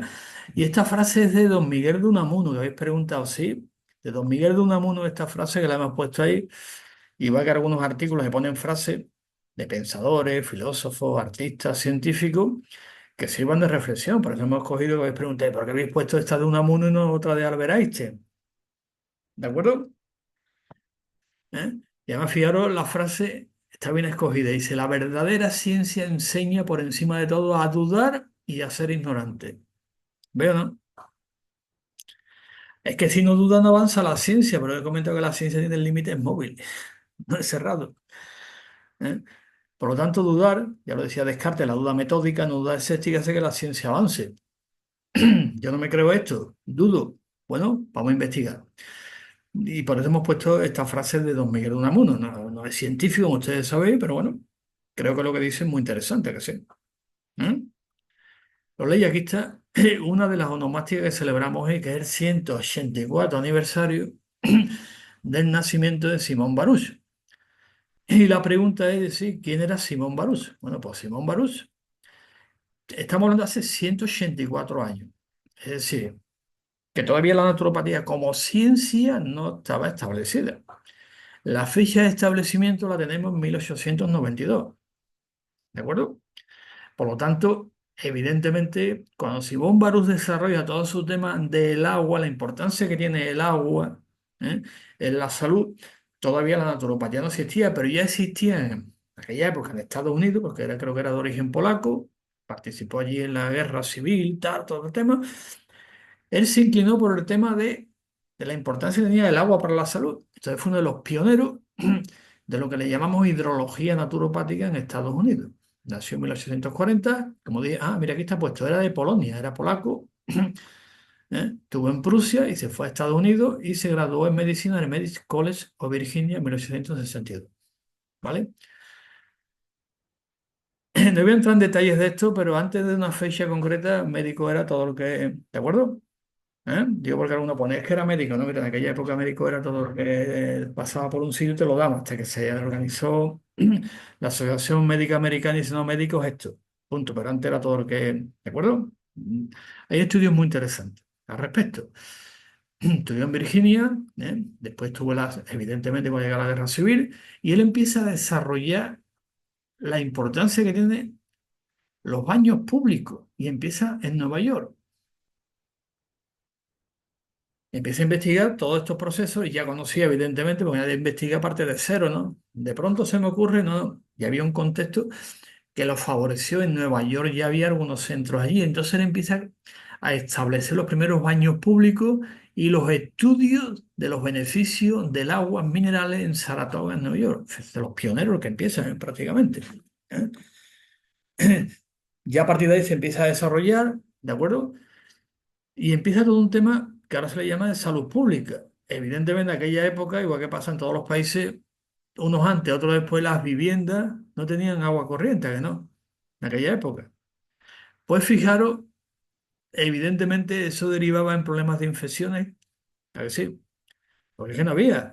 En los edificios antiguamente, por lo menos, sabíamos cómo se tiraba hasta la basura, ¿no? Tiraba a la calle. Agua va, tiraba a la calle, ¿no? Claro, eso propiciaba evidentemente que haya un medio que hubiera más infecciones, sobre todo en las clases bajas, siendo la mortalidad bastante alta. Y él empezó por que se empezara a utilizar los baños públicos para el beneficio de los habitantes de Nueva York. ¿Qué os parece? Es el primero que empieza, ¿eh? Y ya a partir de ahí ya Benedicto Luz también conoció la obra de Barú y de otros, también sus centros, porque también metió el agua, él venía de Europa con Vincent Preisner, el tema este, ¿no? Y fijaros que empezó en Nueva York, sobre todo para la cantidad de inmigrantes que llegaba desde Europa. Y el primero ya se abrieron en 1901, prácticamente casi el mismo año que Benedicto Luz abre en Nueva York la primera escuela de naturopatía. O sea que prácticamente se conocieron. Aquí está el libro que él escribe. Se le llama el apóstol de la limpieza por su promoción de duchas para los pobres que habitaban en la urbe de Nueva York. Bueno, él abogó por tema del agua, que era muy importante, todos los aspectos fisiológicos, y en naturopatía tenemos, si veis los apuntes que ya os pasaré la semana que viene, hay una compresa que se le llama la compresa de Baruch. Cuando veáis en los apuntes, cuando veáis las compresas de Baruch es la que se utiliza normalmente cuando viene a nuestra consulta con los resfriados, que me duele la garganta que tengo aquí. Hacemos lo que estamos aprendiendo y se pone después las compresas de Baruch, que es muy interesante. ¿eh? ¿Cómo lo utilizamos cuando vienen, vamos, de pequeñitos, mayores, cuando vienen con los problemas de garganta? Inflexiones, inflamaciones, catarros. Ahí la compresa de Barú ¿Ves? Importantísimo. ¿De acuerdo? Te pone aquí un pañuelo, lo hay doble, pone aquí, con vinagre en la capa de abajo, se pone aquí, se exprime bien, y encima se pone otra para dar calor, porque a fin de cuentas lo que pierde es humedad, ¿eh? Y calor. Hace que la mucosa se reseque y entonces vienen los problemas. Entonces, esta compresa la utilizamos bastante, es muy común en la práctica profesional naturopática. Que cuando veis los apuntes compresa de Baruch, que se vea de dónde viene, quién fue el que empezó con todo esto y cómo a partir de ahí, esto por ejemplo, cuando hablamos de la historia de la naturopatía, no decimos historia de la naturopatía, el agua empieza a tratar en Nueva York, no. Ahí hablamos de lo que se llama la aportación conceptual. ¿Por qué? Porque Baruch no era naturópata. ¿Está que no? Pero hace una aportación conceptual muy interesante, ¿sí? Entonces, a Baruch lo consideramos lo que se llaman los umbrales de la naturopatía. No el criterio, porque es casi casi. Pero sería un poco abusar del lenguaje decir que Baruch era naturópata. Sería abusar del lenguaje catalino, no. Porque no tenía título, por lo tanto no podemos decirlo. Otros sí, te hubieran dicho, este era médico, o era esto, era enfermero, o era tal, no tenía título. Por lo tanto, Baruch sería imprudente de haberle llamado naturópata también, que sea. Sí, Ahora que hay un criterio naturopático en su trabajo, claro que lo hay. Él aporta lo que le llamamos la compresa de Baruch, sí, por supuesto, pero sería imprudente decir que era naturópata. Otros, en cambio, dicen que hasta Hipócrates era médico. ¿A que sí? Yo siempre lo digo, evitar abusar del lenguaje. Hay algunos que sí que dicen, no, Baruch era naturópata. Bueno, muy bien. Te puedes decir, por decirlo, igual que decir que Hipócrates era médico. ¿Vale? ¿De acuerdo? Cuidado con el lenguaje, que el lenguaje tiene este problema. Yo, por ejemplo, pongo claro, no pongo naturópata, Baruch, no, no, no. Él aporta, hace una aportación conceptual muy interesante. Y después tenemos en la práctica las compresas de Baruch, ¿eh? Que son muy prácticas, ¿eh? Cuidado, ¿eh? Te la pone aquí y se la pone con vinagre, la de abajo con vinagre, el efecto es el doble. Es una reacción química, como dijimos, al echarle vinagre. Hola, Esperanza. Hola, ¿qué tal? Buenos días. Y estamos con las compresas de Baruch. Catalina, ¿qué te parece la compresa de Baruch para los catarros resfriados de garganta?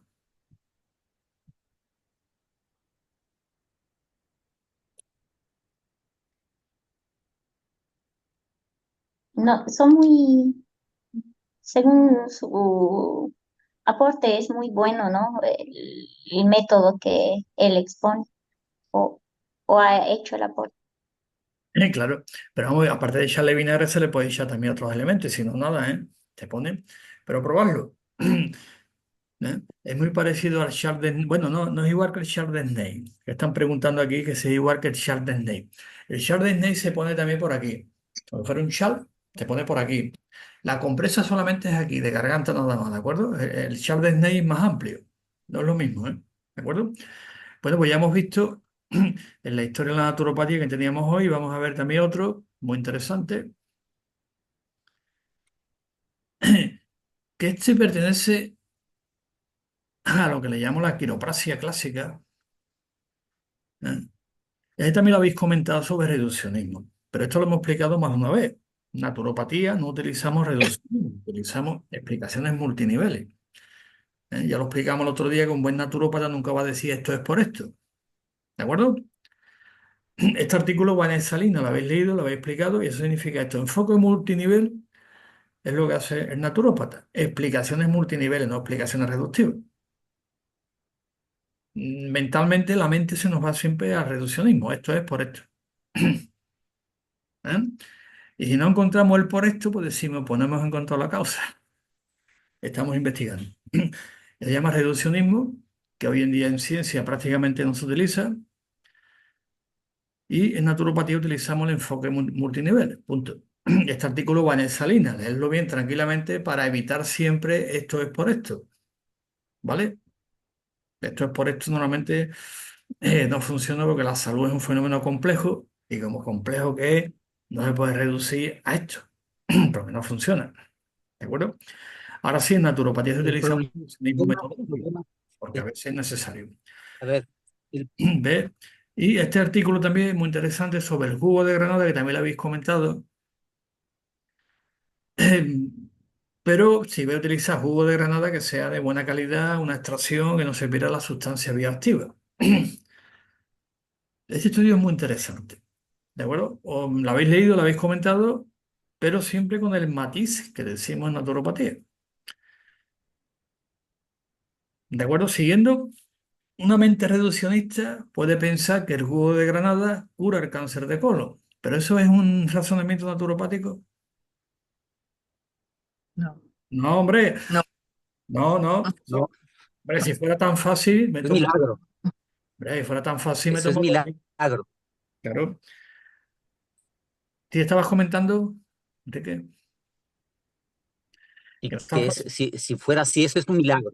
Claro, En sería realidad no, no puede. pensamiento mágico de decir, joder, me tomo 2 litros de jugo de granada y me curo el cáncer de colon. Hombre, se llama reduccionismo. Y la mente nuestra busca lo que se llama la panacea, algo que me cure, hay algo que me cure esto y va buscando eso. Es decir, esperanza, ¿qué me tomo? ¿Qué hago que me cure? Esa desesperación, ¿no? Ahora bien, el jugo de granada dentro de la práctica naturopática lo vamos a tener en cuenta cuando venga una persona con este diagnóstico médico. Lo tenemos en cuenta también. Pero no quiere decir que eso te vaya a curar el cáncer de colon. Lo decimos porque la otra vez hubo problemas, porque esto también lo escuchan personas que no son profesionales, y hubo que hacer ese matiz. Cuidado, que cuando decimos esto son investigaciones, que en naturopatía lo utilizamos la intervención multimodal. No estamos diciendo que el jugo de granada cure el cáncer de colon, que no. No. ¿La investigación es interesante? Sí. ¿Eso le da soporte a que en naturopatía utilicemos muchas veces el jugo de granada dentro del programa para estos problemas? Sí, pero hay una base científica detrás que la avala, ¿a que sí? Ahí nos puede criticar diciendo, oye, la vida o jugo, zumo de granada para curar. No, vamos a utilizar jugo de granada dentro de un programa para estabilizar un sistema. ¿Vale? Y además está bueno, ¿eh? Esperanza, ¿tú lo tienes ahí en tu tienda? ¿Tienes granada? sí, lo tengo. Es un antioxidante muy potente que actúa sobre los radicales libres, todo lo tóxico. Y Entonces, claro, todos los antioxidantes, pues, lo son reduce, buenos para evitar coger enfermedades serias como el cáncer y demás. obviamente, además es inflamatorio el tema y está bueno el sabor. Claro, y estoy totalmente de acuerdo contigo porque, claro, al quitar la inflamación y se Claro, puede recomendar para el cáncer de colon, pero claro, claro, para curar un cáncer de colon hay que seguir un montón de prácticas claro, naturopáticas, un claro, muchas montón. cosas más. Cambio en la Pero, alimentación, estilo de vida, el entorno, etcétera, etcétera. pero Sí, sí, está bueno, totalmente de acuerdo. Está buenísimo, sí. está bueno, es Está que lo quería probarlo. ecológico, ecológico. Es lo que estaba comentando antes, que siempre fijaros la extracción, que sea una extracción que tenga todas las sustancias bioactivas, como por ejemplo la punicalagina, que es la sustancia, ¿eh? Los elaguitaninos, que son las sustancias bioactivas, que no se pierdan la extracción, ¿eh? Claro, Entonces hay, en España, tú lo sabrás, Esperanza, hay un par de labores de marca que te garantizan la extracción, ¿eh? Yo una de ellas la conozco personalmente, que lo he visto cómo lo hace, y extraen el 100%, no se pierde ninguna sustancia de esta índole. Hay otros que sí, que le meten las cuchillas y lo oxidan, ¿eh? ¿Sí? Por eso ya, creo que sea de origen biológico en Esperanza, bien sí, preparado, claro. no se pierde. Bueno, pues aquí está este estudio que habéis hecho un comentario muy interesante y uno en la línea que ya sabemos que no corresponde a razonamiento naturopático. O sea, no va a utilizar un naturópata. Eso es magia, hombre, ¿no? Y después, hoy celebramos también en esta semana el 151 aniversario del nacimiento de Franklin James Franklin McGinnis. ¿Y por qué lo celebramos? Pues muy sencillo, porque la naturopatía, hoy un momento, sobre todo a nivel formativo en Estados Unidos, queramos o no, las primeras escuelas se forman allí, la primera universidad se forma también allí, digo históricamente en el sentido estricto de la palabra, después puede haber escuelas anteriores, se forma allí. Bueno, pues entonces hay un fenómeno muy interesante que prácticamente todas las escuelas de quiropraxia, bueno, la mayoría de ellas daban un título, un doctorado en naturopatía. Entonces hay un momento, de una serie de circunstancias históricas que tienen su porqué después de la Segunda Guerra Mundial, todo el tema, de la Primera y Segunda Guerra Mundial, pues una escuela de quiropraxia, entre ellas Los Ángeles, la Escuela de Quiropraxia de Los Ángeles y algunas más de Chicago también, pues daban un doctorado también en naturopatía. Como dicen algunos historiadores, entre los cuales me encuentro yo, que bueno, que eso influyó en que la naturopatía siguiera adelante, ¿de acuerdo? Ya después tuvo un debate interno, los puros queremos quiropraxia pura. Bueno, vale. Entonces Maguini pertenece a esa generación de quiroprácticos que también tuvieron su doctorado en naturopatía, ¿de acuerdo? Y por eso lo hemos traído aquí, aunque está en sus raíces quiroprácticas, que él nunca renuncia, pero después fue influenciado un montón por su formación naturopática que tuvo posteriormente. Entonces todos ellos tenían el doctorado. Digo esto porque una vez tuve un debate, me acuerdo que fue en Portugal, ¿no? Con una asociación allí de quiroprácticos, decía, no, la naturopatía empieza con la quiropraxia, no sé cuánto. Y digo, sí, es verdad. El hombre estaba muy sofocado y dice, no, es que... Y le doy la razón, digo, no, lleva usted razón, hombre. La historia es la historia y cambiar la historia no se puede, ¿a que no? Claro. Aunque algunos quieran manipular la historia, una cosa es manipular y otra cosa es reconocer que la historia... Y como esto es un hecho histórico, y se quedó el hombre, cuando yo le di la razón, se quedó y se vino un poquito abajo, se quedó más tranquilo, ¿no? Estaba sofocado esto. Ujú. Ya sabes, porque la naturopatía depende de la quiropraxia, no sé cuánto. Y un discurso allí el hombre muy... Y le di la razón y se quedó el hombre un poco, ¿no? Por lo tanto, él desarrolló todas sus teorías, estuvo en el Palmer School de quiropraxia en Davenport, el original, donde fundó Palmer, el primer centro de formación, y obtuvo su doctorado en 1910. O sea que prácticamente es casi la misma época que ya Benedicto Luz había fundado la naturopatía en Nueva York y Carl Schulz fundó la otra escuela de naturopatía en Los Ángeles, en California. Después al final todos se unificaron, ¿eh? ¿De acuerdo? Porque hasta Benedicto Luz estaba dando clases de quiropraxia también en Nueva York, en la escuela de naturopatía. Se fueron unificando todo y al final, pues dentro de la historia de la naturopatía contemplamos también grandes quiroprácticos que aportaron mucho a la naturopatía como es Maguines. Por lo tanto, lo traemos también en su aniversario, lo celebramos. Leerlo bien, toda su vida, su obra, que es impresionante lo que hizo, ¿eh? Luchó también un montón, como muchos de ellos de aquella época, ¿eh? Esperanza, ¿te recuerda esto algo? ¿Te recuerda esto Sí, algo? perdona, Manolo. No te Dime. preocupes. Esto le pasó lo que va a mucha gente, que tuvo muchos problemas legales porque decían que practicaba sin licencia. Entonces, en aquella época, pues evidentemente tuvieron muchos problemas legales, ¿de acuerdo? Y él fue uno de ellos, ¿eh? Que tuvo problemas para practicar sin licencia, le decían. Usted es que como no soy médico y la quiropraxia no está como tal, no tengo que tener una licencia de médico, ¿a que no? De sanitario, ¿no, Esperanza? Ya, Lo persiguieron. claro, que no tenemos nada que ver con los registros sanitarios ni con los epígrafes sanitarios, que nosotros tenemos otro epígrafe fuera de sanidad. No somos Efectivamente, sanitarios, efectivamente, pues fíjate, ya más bien no está somos hablando. sanitarios, no somos médicos, Pues de hecho. fíjate, en la fecha, en la época que estamos hablando, de Mm. 1914, 1920, le pasó a él lo mismo, sin licencia. Desde ahí la misma película. Pero ellos hicieron una cosa en aquella época que fueron unificarse todo y como Benedicto Luz ya fundó la naturopatía, muchos de ellos por eso se hicieron naturópatas porque podían ejercer legalmente. Entonces en California, que estaba la escuela de quiropraxia, de las más fuertes, Los Ángeles, California Chiropractic, ahí estaba la primera, una escuela de naturopatía y dijeron, oye, nos hacemos todos naturópatas y podemos ejercer legalmente. Dice, "Pues venga, y por eso hicieron los doctorados, porque ya en California la naturopatía se había legalizado ya, ¿eh? Por eso no. Y por eso pasa, y ya después dice todo el mundo, dice, bueno, como ya hay una licencia de naturópata desde 1929, pues nos hacemos todo y punto, y no hay problema ninguno. Y dice, pues nada. Después ya evidentemente hubo una ruptura entre los que llaman los puros. Yo quiero ser quiropráctico puro. Bueno, pues nada, seguí por aquí. Pero hubo un tiempo bastante, hasta después de la Segunda Guerra Mundial, que prácticamente estaban juntos, ¿eh? No había, porque allí hubo todo un debate también con la homeopatía, bueno, que la historia es impresionante, pero que tiene el mismo problema que mucha verdad, esperanza en practicar sin licencia sanitaria, es decir, ¿eh? Pero lo Ya. hizo un montón y al final lo consiguió, y bueno, y por eso lo traemos aquí a la memoria, porque él aportó un montón a la naturopatía y quiropráctico también que hubo. Bueno, pues esta es la parte de historia que queríamos comentar también. Y hay una pregunta que han hecho varios colegiados sobre el tema de la berberina. Esperanza, ¿tú has ido a hablar de la berberina? Sí, ¿Tienes por allí la berberina pues reduce los índices de colesterol en sangre un montón? ¿Tienes y por... además reduce lo que son las grasas saturadas, las de difíciles eliminación, baja los triglicéridos también. Es Ujú. muy buena de hecho se asocia a la monocolina, que la extraen de la levadura roja de arroz. efectivamente. y a la coenzima Q10 para bajar los índices de colesterol en sangre. Sí, que Sí, se pueden unificar los tres. Pero nos han preguntado a los colegas, y nos preguntan, como siempre, en la tercera parte del programa, lo hacemos las bases científicas, nos han preguntado si hay estudios científicos concretamente de ese tema que estás comentando, del tema del colesterol y todo eso, si hay estudios científicos, ¿de acuerdo?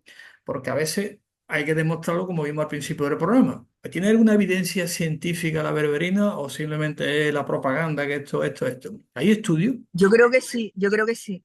Hombre, estudios hay y es un tema que tenemos, que nos preguntan todo el mundo. Por lo tanto, tenemos la obligación de demostrarlo, no ponernos nerviosos, simplemente decir, mire usted, hay estudios científicos de la berberina, concretamente con el tema del colesterol, tema de cáncer, tema de todo, pues tenemos que aportarlo, ¿de acuerdo? Pero aportarlo de la forma que hemos visto al principio, que tiene más evidencia y que no tiene menos evidencia. Por ejemplo, estabas comentando, Esperanza, el tema, pero ya voy a cerrar aquí los dos de estos para que haya más. Ahora, el tema del colesterol, de la glucosa también, que sí. Nos preguntan los colegas que hay estudios científicos sobre el perfil glucídico, el perfil lipídico de la berberina. ¿Qué pregunta nos hace? Ahora nosotros, nuestra obligación, ¿cuál es? Pues hacer la revisión bibliográfica, buscar la revista y decir sí o no. Si no hay ningún artículo, significa que a mí me funciona y el laboratorio me ha dicho que sí. Pero si hay estudios, significa que avalan lo que nosotros realizamos la práctica naturopática. Voy a compartir pantalla y vamos a contestarle a nuestros compañeros que nos han dicho dos colegas nuestros de Colegiado de Madrid que necesitaban si había estudios científicos de estos dos perfiles. Compartimos pantalla y vamos a hacer lo que hacemos en ciencia naturopática. Vamos a empezar por el perfil glucídico, que nos han preguntado por él, para el tema de la glucosa, estabilización metabólica, todo lo que hace la berberina, que es una sustancia bioactiva que se encuentra en muchas plantas, no solamente en el agracejo, Berberis vulgaris. ¿De acuerdo? Y fijaros la palabra que he utilizado, sustancia bioactiva, no utilizo el término principio activo, que no. Cuidado, como hablamos antes, la terminología naturopática es clave y fundamental. ¿De acuerdo? Nos pregunta, ¿hay una planta por qué funciona? ¿Por los principios activos que tiene? No, porque después aislar los principios y por separado no funcionan casi ninguno, ¿eh? Principios activos. Sino las sustancias bioactivas que tiene, ¿no? Porque una planta tiene un metabolismo primario y un metabolismo secundario. Y bueno, Sí, claro. me tomo la planta entera, no me tomo ¿entiendes, no? Y las sustancias bioactivas interaccionan unos con otras. ¿De acuerdo? Pero yo tuve un debate con una señora también con lo mismo que decía que la vitamina C era vitamina C, sea de la naranja o sea sintética. No es lo mismo. Claro, yo le decía, No es no, lo mismo orgánico a químico. yo creo que no es lo mismo, ¿no? Pero ella No decía, es lo mismo. dice que Una vitamina orgánica natural es diferente a química. El cuerpo no lo, las células de nuestro cuerpo no lo recibe igual. claro, Lo orgánico lo recibe mucho mejor. La absorción y la biodisponibilidad a nivel intestinal es 100% de lo orgánico, lo químico no. claro, Está demostrado también. ella decía que no, decía, no, dice, el cuerpo no sabe distinguir la vitamina C sintética de la vitamina C natural. Digo, hombre, y además el cuerpo, cuando tú te tomas una naranja, una fruta ácida, te tomas la vitamina C1, la vitamina C2, los flavonoides, te tomas todo el conjunto. Entonces el cuerpo que absorbe el conjunto, las partes, absorbe el conjunto, por lo tanto, para que tú absorbas la vitamina C necesitas la C2. Si la C2 el cuerpo no asimila la C1, después vienen los problemas del ácido ascórbico, a partir de 1000 miligramos te van a salir piedras a los riñones. ¿A que sí? Pues tuve un debate con la señora que se ponía así. Por lo tanto, en naturopatía hablamos de sustancias bioactivas, nunca hablamos de principios activos, ¿no? ¿Esta planta es buena o esta es buena porque lleva ácido? No, es buena porque lleva ácido, vitaminas, minerales, proteínas, que sí. Claro. Pues entonces la berberina, aparte de evidentemente tiene también otro tipo de sustancias muy complejas, no solamente es del berberis vulgar, lo lleva muchas plantas, ¿de acuerdo? Pero para contestar a nuestros colegas que tenían esta duda, queríamos empezar el programa con estos estudios, efectivamente. Hemos ido a revistas indexadas, como comenté al principio, Biochemical, Biophysical, Research Communication. Este es el volumen, el número y estas son las páginas. Esto hay que ponerlo obligatoriamente. Cuando hagamos una cita, esto hay que ponerlo. Estos son estándares internacionales que son las citas. Algunos ponen la fecha aquí al final, no, este es el internacional. No ponen la fecha, la ponemos siempre aquí, ¿vale? Los nombres, se pone primero el apellido, el nombre va siempre aquí, apellido, nombre, apellido, apellido, fecha, título de la investigación, revista, volumen y página, por si alguien duda. Por lo tanto, la berberina es un mimético también de la propia insulina también, o sea que ayuda a transportar la glucosa. ¿Lo veo, no? ¿Alguno de ustedes sabe más inglés que yo? Esperanza, ¿sabes inglés o no? Se me ha olvidado todo. Vivo en una tierra donde se habla francés Hay mucho inglés y bueno. árabe. Y estoy en el norte de África y lo he olvidado todo. Bueno, pues mira, Pero entiendo. lo entiende. Entiendo Bueno, algo. Lo que pasa es que acabo de llegar de viaje, estoy sin dormir, se me nota un poco. Y estoy con el móvil ya, ya. y tengo que abrir la pantalla. Bueno, no te preocupes. A ver, Tranquila. Bueno, pues este es el objetivo. Pues sí, la berberina, insulina. inhibetaki, estos son sustancias que tenemos en el intestino, muy interesante en el duodeno, el PT, y actúa como mimético de la insulina. Evidentemente, también estimula la berberina, Una acción en la insulina activa, estimuladora de la glucosa, LC y tal.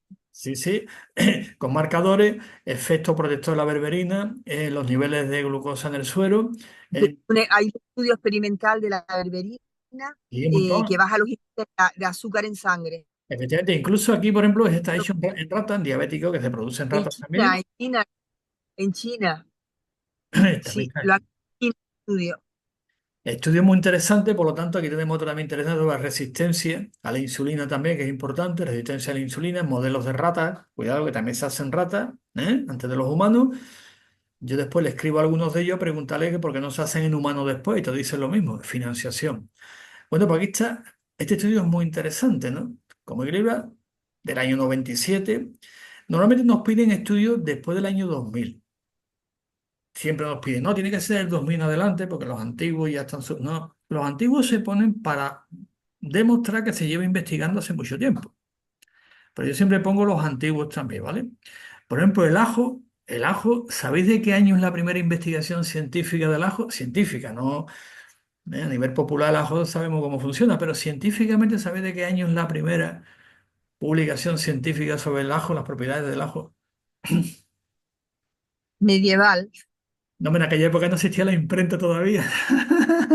Digo, científicas publicadas en revistas científicas. siglo XIX. Todavía revistas en aquella época no había No, muchas. Sube un poquito. La primera estaría por encima de los años 40, 1945. Publicada, publicada, que diga, mira, es verdad, todo lo que se ha dicho del ajo antes, la Edad Media y todo eso, es verdad, aquí está estudiado. Y a partir de esa fecha se empieza a estudiar y se publica en revistas sobre el tema del ajo, ¿no? Y vais viendo cosas alucinantes, los años 50, 60, y veis la historia de cómo funciona, pero por eso algunos la pongo antes del año 2000. Por lo tanto, según los estudios, la berberina lo que hace es regular todo el perfil glucídico, lo va equilibrando. Como antes comentaba Esperanza, para todo el tema de la glucosa, estabilización completa. Es impresionante. Y actúa a todos los niveles, a nivel metabólico, incluso a nivel propio también del ADN también, a nivel de receptores del intestino delgado también, de absorción. Es impresionante, ¿eh? Y aquí tenemos otro estudio, ¿eh? Cómo la berberina reduce la resistencia a la insulina, actuando sobre la proteína C quinasa dependiente, regulación. sí, perdona Manolo, y está hablando del estrés oxidativo también. También Reduce el efectivamente estrés porque oxidativo la a berberina nivel celular, interesante. suprime también Interesante, a nivel porque intestinal. entonces ya evita cualquier tipo de enfermedad si evitas un estrés oxidativo. Oxidativo, que no está la clave del estrés oxidativo, es la clave fundamental. Porque aquí tenemos el estrés oxidativo, como bien dice, ¿no? Y cómo actúan las células mesenquiales en la rata, ¿eh? Mejora el metabolismo de la glucosa en ratas diabéticas por inhibición de la gluconeogénesis hepática. Toma ya. ¿Eh? Es impresionante la berberina, que se impresiona mucho, ¿no? Induce, aquí está en la secreción, esta es la sustancia que hemos dicho, la GLP-1, que está en el intestino delgado, que es un señalizador cuando comemos mucha glucosa, da señal para que el páncreas produzca insulina. Pues también actúa sobre este receptor que es muy importante, ¿de acuerdo? Y si lo mezclamos con astragalus y con... Astragalus, otro antioxidante, pues si te hace combinar, antioxidante, sí. pues actúa. es la ardosa reductasa inhibiéndola, que lo que hace, pues evidentemente, que no vaya a producir mucha cantidad de glucosa. ¿De acuerdo? Que la ardosa reductasa es fundamental en el metabolismo de la glucosa. Bueno, por lo tanto, podemos decir que la berberina de nuestros colegas tiene base científica cuando se actúa sobre el perfil glucídico. ¿De acuerdo? Estudios in vivo e in vitro. ¿Eh? Mejora, mira, este es estudio impresionante, en publicado en la American Journal, cómo la berberina mejora el metabolismo de la glucosa. ¿Qué os parece? Catalina, ¿qué te parece la berberina cómo actúa? Impresionante, ¿eh? Es un regulador, ¿eh? Y si después lo mezclamos, evidentemente, como hacemos naturopatía con otras plantas, otros elementos, vitaminas y minerales, pues evidentemente no hay que olvidar nunca que la intervención naturopática es multimodal. Multimodal, no utilizamos uno solo, sino que es multi, ¿veo, no? Y la berberina la utilizamos bastante en la práctica naturopática. Nuestros colegas dicen que la utilizan prácticamente siempre. Estupendo. Si la incluís, no hay problema ninguno. Bueno, aquí está. ¿Cómo mejora efecto de la berberina en el metabolismo de la glucosa in vitro? Estudio muy interesante. Cómo actúa también en los islotes de Langerhans, islotes pancreáticos, modulando la expresión de la actividad de la glucokinasa en el hígado. Impresionante, ¿eh? Y modera también el metabolismo de la glucosa y, como Esperanza dijo antes, también de los lípidos. Los lípidos también. Vamos a ver ahora, que es la pregunta, la segunda que habían hecho nuestros colegas, cómo actúa también la berberina en el transporte de la glucosa, ¿eh? y en los adipocitos, y cuál es su mecanismo. Publica la revista Chinese Journal o Endocrinología y Metabolismo, revista indexada. Y ahora la otra pregunta que han hecho nuestros colegas, que si hay alguna evidencia científica con respecto al perfil lipídico. Pues sí lo hay, aquí está. ¿Eh? Y aquí está la mezcla que antes decía, Esperanza, ¿ve la mezcla? Decía berberina, eh, sí, Sí, lo que es la levadura de arroz rojo, yeast resting, y policosanol, que también se utiliza. En las mezclas que utilizamos para el tema del colesterol también lleva policosanol. Esperanza, que también se lo echamos, que sí. Vienen las mezclas. Viene también el clásico, que aquí está, el arroz rojo fermentado, ¿eh? Y la berberina. Oye, ¿cómo actúan los niveles de lípidos?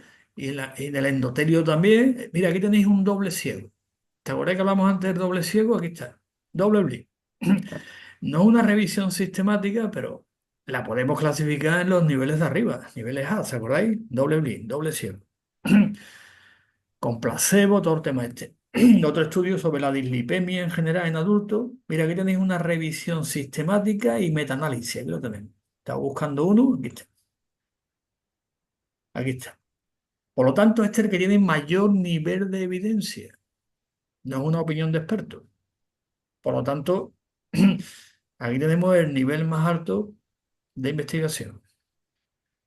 Y la fecha no es muy antigua, que no. O sea, el año pasado hicieron este estudio interesantísimo. 2023. O sea, que está hecho. O sea, que esto lo que hace es darle fuerza y evidencia a lo que hacemos los naturópatas, que sí. O sea, que nosotros mandamos esto, berberina, lo otro. Cuando vienen a preguntarnos, Esperanza, que nos preguntan mucho, ¿qué te ha mandado? Mira, me ha mandado estatina, lovastatina, sintetina, y he leído los prospectos y, uf, ¿no? Y viene, pero usted, ¿hay estudios científicos que demuestren que la berberina, el arroz rojo fermentado y el policosanol actúan los niveles de lípidos? Sí, aquí está el estudio.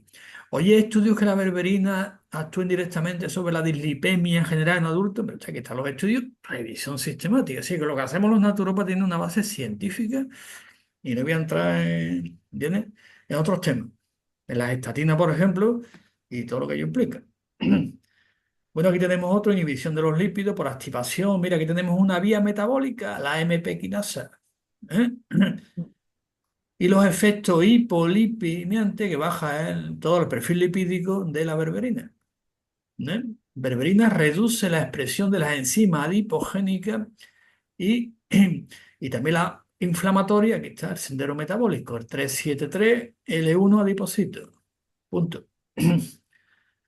Más claro el agua, ¿no? ¿Más claro o no? El agua. Sí, Y casi nada. Catalina, ¿querías comentar algo?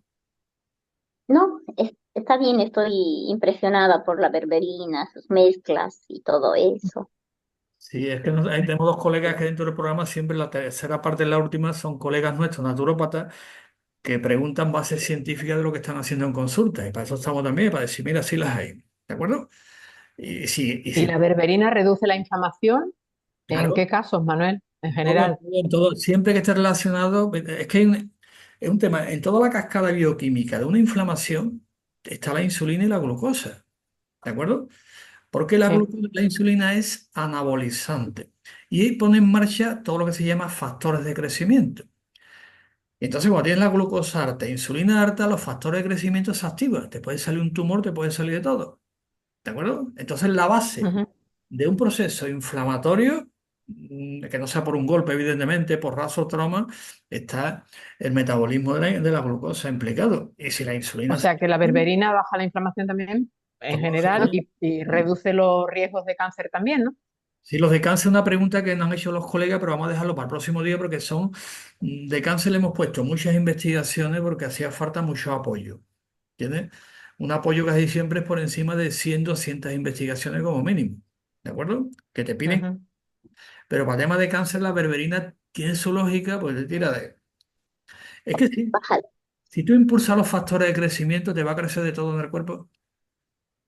Y si Claro. tienes una célula por ahí que empiece, el tumor va a crecer también.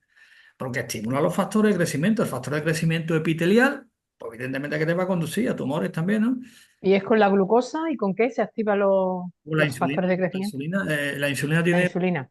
pero concretamente dentro de la insulina se llama factor de crecimiento insulinoide.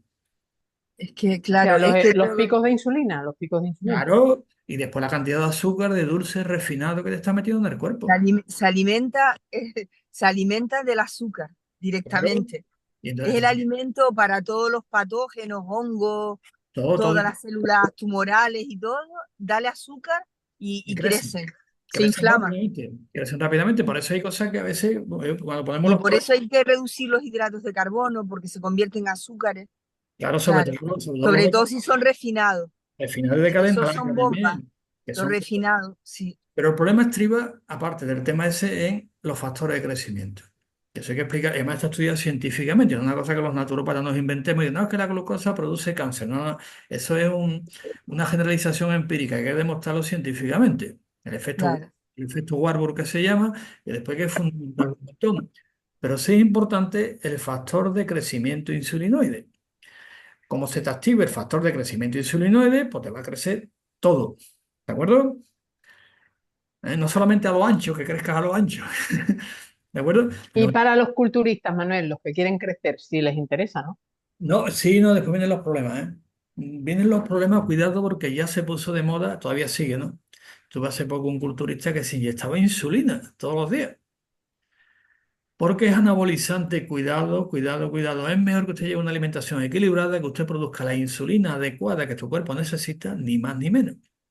Porque la insulina del cuerpo no la activa si no pasamos de un nivel de glucosa en sangre. Por ejemplo, por aquí tenemos entre 80 a 100, ¿no? Más o menos dice la analítica, ¿no? Hay unos márgenes que pone la analítica, pone 70, 100, 80, 100 más o menos. Bueno, mientras se mantengan esos márgenes la glucosa, el cuerpo no produce insulina. El cuerpo va a producir insulina cuando te pase de 110, 120. ¿Está? Ahora, como te pase, empieza el cuerpo a tirar de insulina, ¿qué es? Pues muy sencillo, para transportarla ¿a dónde? Al hígado de reserva, al músculo. Y si no la gastamos, pues a la grasa. Esa es la función de la insulina. O sea, tú te tomas una fruta por la mañana y el cuerpo no produce insulina para metabolizarlo. ¿Me entiendes, no? Porque no llegas ni a 80 o 90 y menos los higos chumbo que tienen un índice glucémico muy bajo. Los higos chumbo, vamos, ni se entera el páncreas.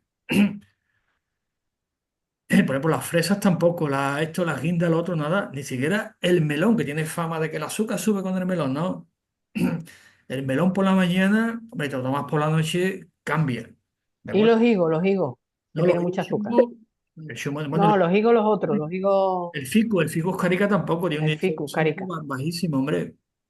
Mm. Eso están las tablas sí, puestas. claro. Estoy de acuerdo contigo, Manuel. El problema es cuando mezclan la fruta con otros alimentos y producen incompatibilidad alimenticia. Entonces, la absorción no deja, porque necesitas unos jugos digestivos diferentes y unas enzimas digestivas diferentes y unos tiempos diferentes. Entonces se fermenta todo, se pudre, pero comiendo las frutas sola por la mañana es un tesoro, es una maravilla. Por la mañana, Eso, cuando hay que tomarla, y hay una razón lógica, ¿no? Y la tomas por la noche, porque por la mañana producimos más saliva que por la noche, por ejemplo, ¿no?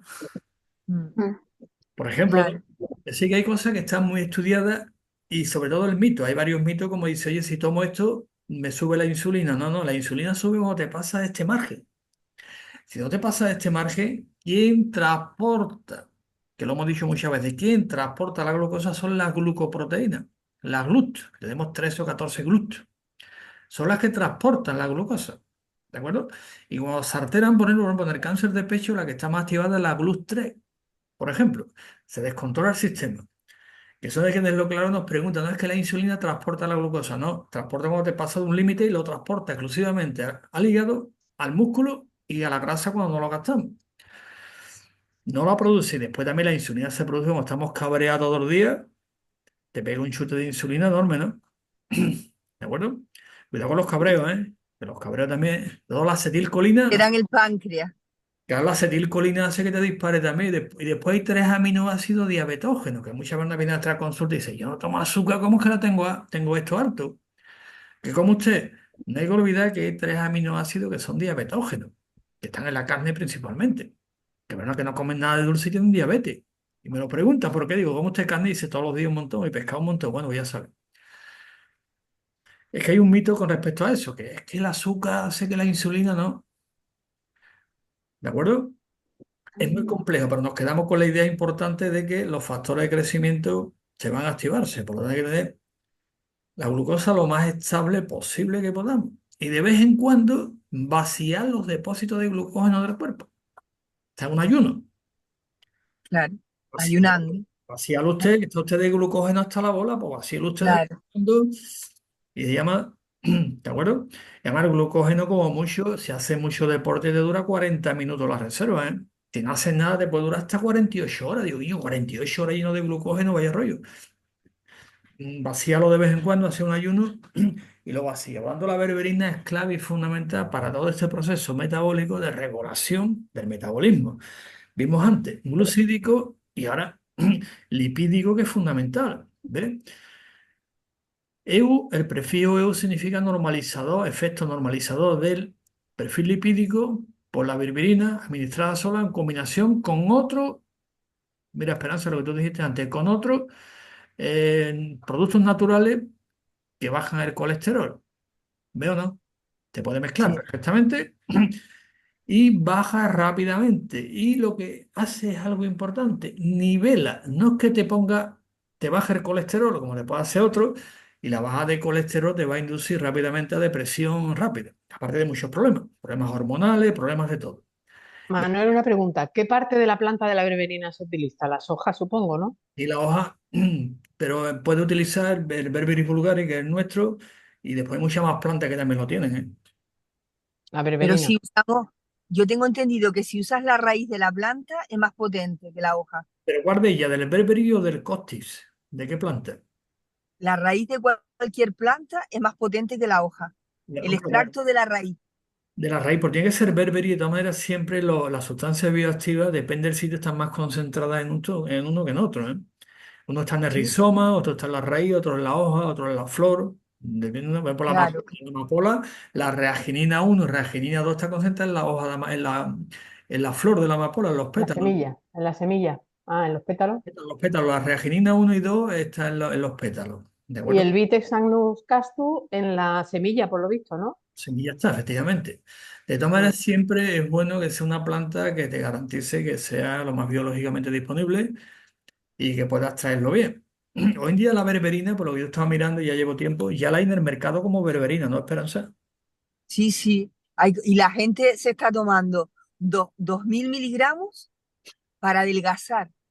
¡Qué barbaridad! Son de 500 y usan cuatro al día para Pero adelgazar. eso, Sí, eso sí. porque No sé quién lo dijo por ahí, se hacen locura. ya, pero es lo que hablamos antes, el pensamiento mágico. Me tomo esto y adelgaza, que hace más cosas, además de la berberina, ¿no? Mira, Sí, la sí, berberina actúa en los receptores que tenemos en el duodeno de la glucosa. ¿No habéis escuchado por ahí que hay unas inyecciones que te pone para adelgazar últimamente? Sí, pero eso es mortal. Sí, Eso es mortal. sí, porque actúa en los Eso es receptores. una locura. Está todo el mundo con las inyecciones esas que no vea. Vienen a... Eso es una locura. Hay que adelgazar cambiando el estilo de Claro, alimentar, claro.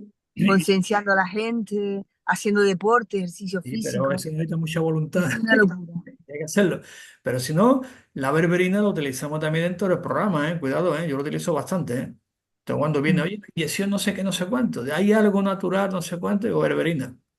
Bueno, pues la berberina también actúa en los lípidos en la sangre, hay un efecto de la berberina en los lípidos de la sangre, y aquí tenéis otra revisión sistemática, ¿de acuerdo? Otra revisión sistemática.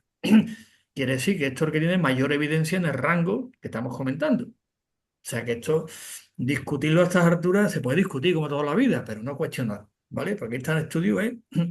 Incluso va a actuar en los microARN, impresionante, ¿no? ¿Cómo actúa la berberina en los microARN de la adiponectina? ¿Qué es la adiponectina? Pues es una hormona que produce el tejido graso. Pues ya hemos dicho, lo dijimos el otro día en Catalina, Enrique dijimos, y lo hemos dicho muchas veces, que hoy en día la grasa no es un tejido de depósito, es un sistema endocrino.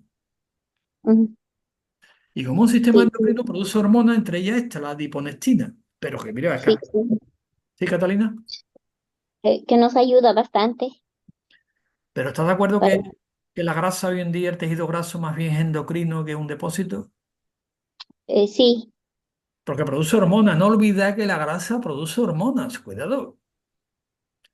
Produce claro, hormonas y en las mujeres produce estrógeno, cuidado. Y estrógeno de mala calidad, por medio de la aromatización que se llama. Por lo tanto, fijaros que incluso la berberina actúa en la adiponectina, que es una de las hormonas que produce el tejido adiposo, en los microARN, que esto es lo que le llamamos actuar epigenéticamente. Es impresionante, ¿eh? En la expresión de los adipocitos. Por lo tanto, tenemos aquí, mira, aquí tenemos uno sobre el LDL, que todo el mundo sabe lo que es el LDL, ¿a que sí? Del claro. Sí, colesterol, Low Density Lipoproteína. Aquí la tenemos. Y este es el colesterol que se oxida rápidamente. Y como se oxide, pues tienes un problema. La sí. berberina, Es malo. efectivamente, con esta lipoproteína, es la oxidación del sistema. ¿Qué os parece? Claro, Si no se deposita en el endotelio es el tejido que tenemos en las arterias principalmente, se va acumulando, se va acumulando, se va depositando, vienen los ateromas, aterosclerosis, ¡pac! Listo, papel. ¿Y qué cantidad sería recomendable? ¿500 mg al día? Depende de la marca, de que las marcas cambian. ¿Qué tienes tú por allí? ¿Esperanza de media? ¿Cuántos miligramos de media? Solaray tiene el extracto creo que es de la raíz, de la berberina, 500. 500 miligramos, está bien. Uf. Una buena concentración. Eso tenemos que mirar lo que se llama extracto seco estandarizado. ¿De acuerdo? Hoy en día las marcas de, como decimos, de las buenas ponen extracto seco estandarizado. Cierto. Sí, Berberina, sí, sí. tanto. Entonces sabe la cantidad que lleva. Si Mm, no lo pone, dice qué cantidad de berberina llevará esta mezcla. Entonces tiene que poner extracto seco estandarizado. me lo di. Si te pone 500 miligramos, el estándar son 500, ¿vale? Pues si yo puedo tomar 1000, depende de la circunstancia concreta, la persona, en qué momento, pues naturópata decidirá que sí. Si Claro. sube o no sube, eso ya al final, como decimos, a discreción del profesional naturópata. Que puede que diga, oye, sube un poquito porque esto es pero no solamente utilizamos berberina, después utilizamos más elementos, hacemos las mezclas y funciona. Bajada de los lípidos, el efecto de bajada de los lípidos, la berberina, y desde está hecho en humanos y en ratas. Mira, un experimento hecho en humanos y en ratas. ¿Eh?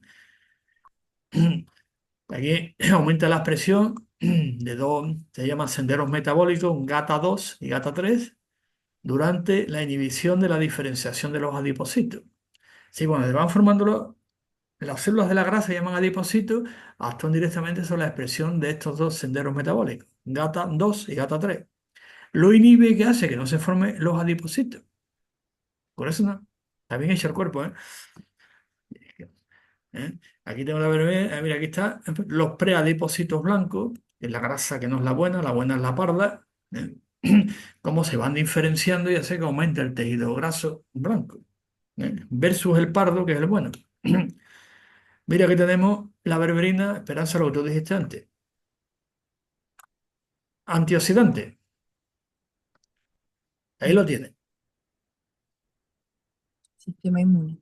Como antioxidante, también actúa en la respuesta del sistema inmunológico en el hígado de... Esto es un pescado. La tilapia es un pescado. El Oretion niloticus. Esto creo que es un pescado, ¿no? Sí, o un molusco. O un molusco, bueno, pero vamos, que no es, no es un mamífero. ¿Es un molusco, Esperanza? Sí, sí, es marino, es marino. Es marino, Bueno, efectivamente. Es muy es interesante. Que han hecho cuando se le da un una... crustáceo, algo de eso. ¿Un Un qué? crustáceo, Un creo, no crustáceo. sé. Un crustáceo, Un mira, cuando le crustáceo. dan una dieta harta en grasa, observan cómo la berberina tiene un estatus antioxidante y respuesta inmunológica incluso en el metabolismo lipídico de este animal marino. Puede ser un crustáceo. Curioso, ¿no? Y después si mezclamos berberina con otras plantas que tengan fitosteroles, o citosteroles, como la que hemos visto, reduce el colesterol en plasma, experimento hecho en rata. Bueno, pues aquí está. ¿Cómo actúa en la glucosa y el metabolismo de los lípidos en animales de experimentación? Efecto, aquí está, en los índices de obesidad, perfil lipídico y obesidad. Mira que tenéis un metaanálisis, otro metaanálisis. Umbrella R, paraguas, ¿no? Revisión paraguas de un metaanálisis. Toma ya. Mejora la desregulación en la obesidad por el control de la MPK actividad, que son senderos metabólicos. Mira que esta es una de las proteínas que hablé antes, que es la GLUT.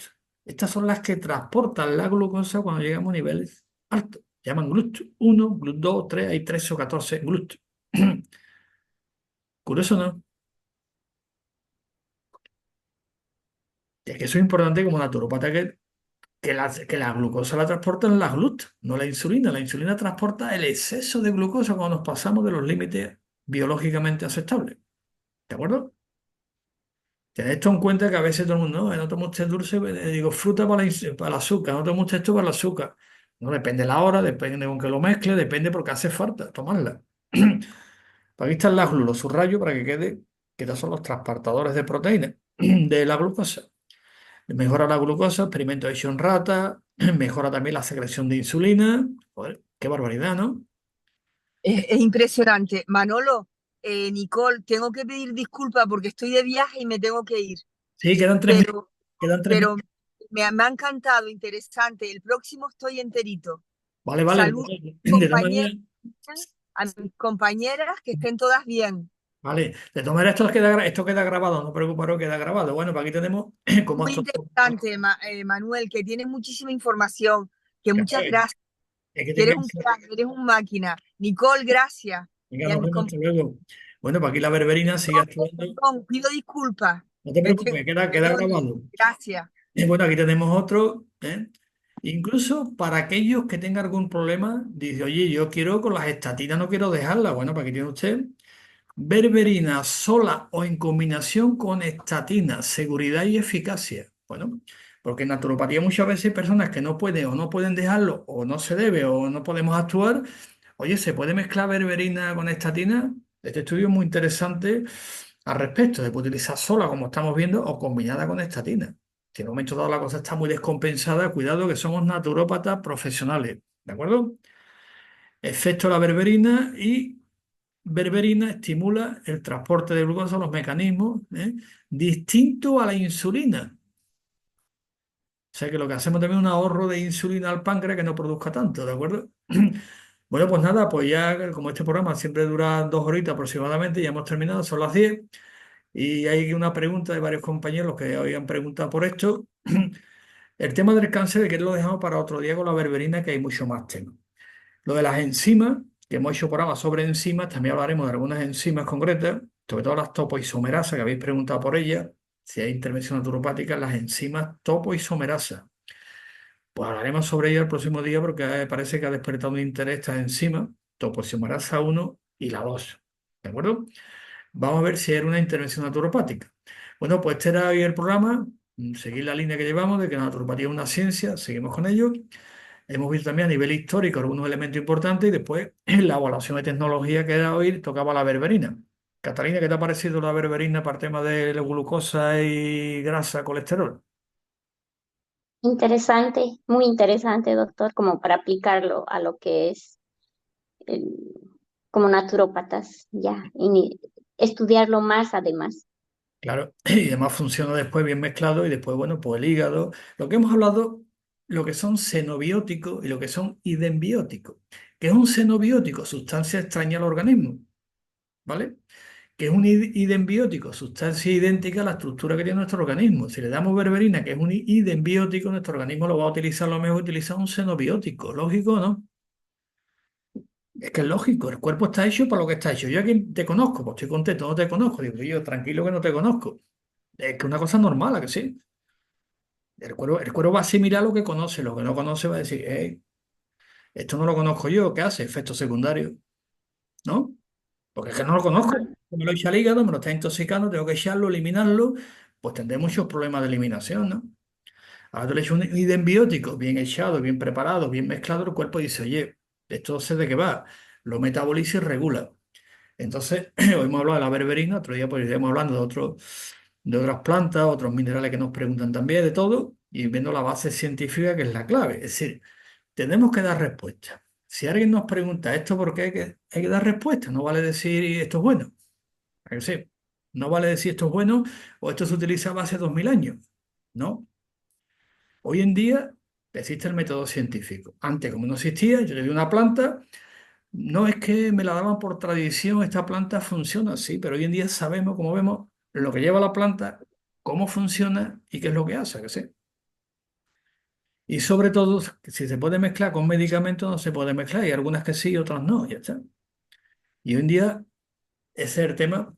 Están preguntando aquí lo de la OMS de medicina tradicional. Ya lo hemos dicho al principio, no se pueden mezclar dos términos que pertenecen a niveles semánticos diferentes. La medicina es medicina y lo tradicional, ¿no? Es que no se puede mezclar dos cosas. Pero usted, medicina es medicina, lo tradicional o tradicional. ¿Hoy se le puede dar una explicación científica a lo tradicional? Sí.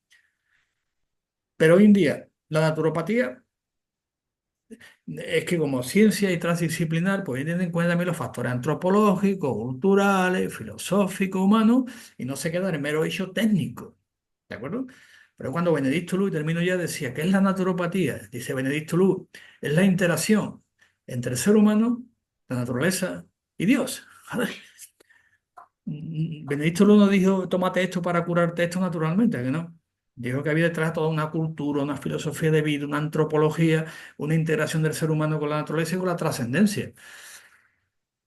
¿De acuerdo? Sí, cuando decimos que naturopatía es ciencia, no quiere decir que se olvide el aspecto filosófico, antropológico, cultural, humanista. ¿De acuerdo?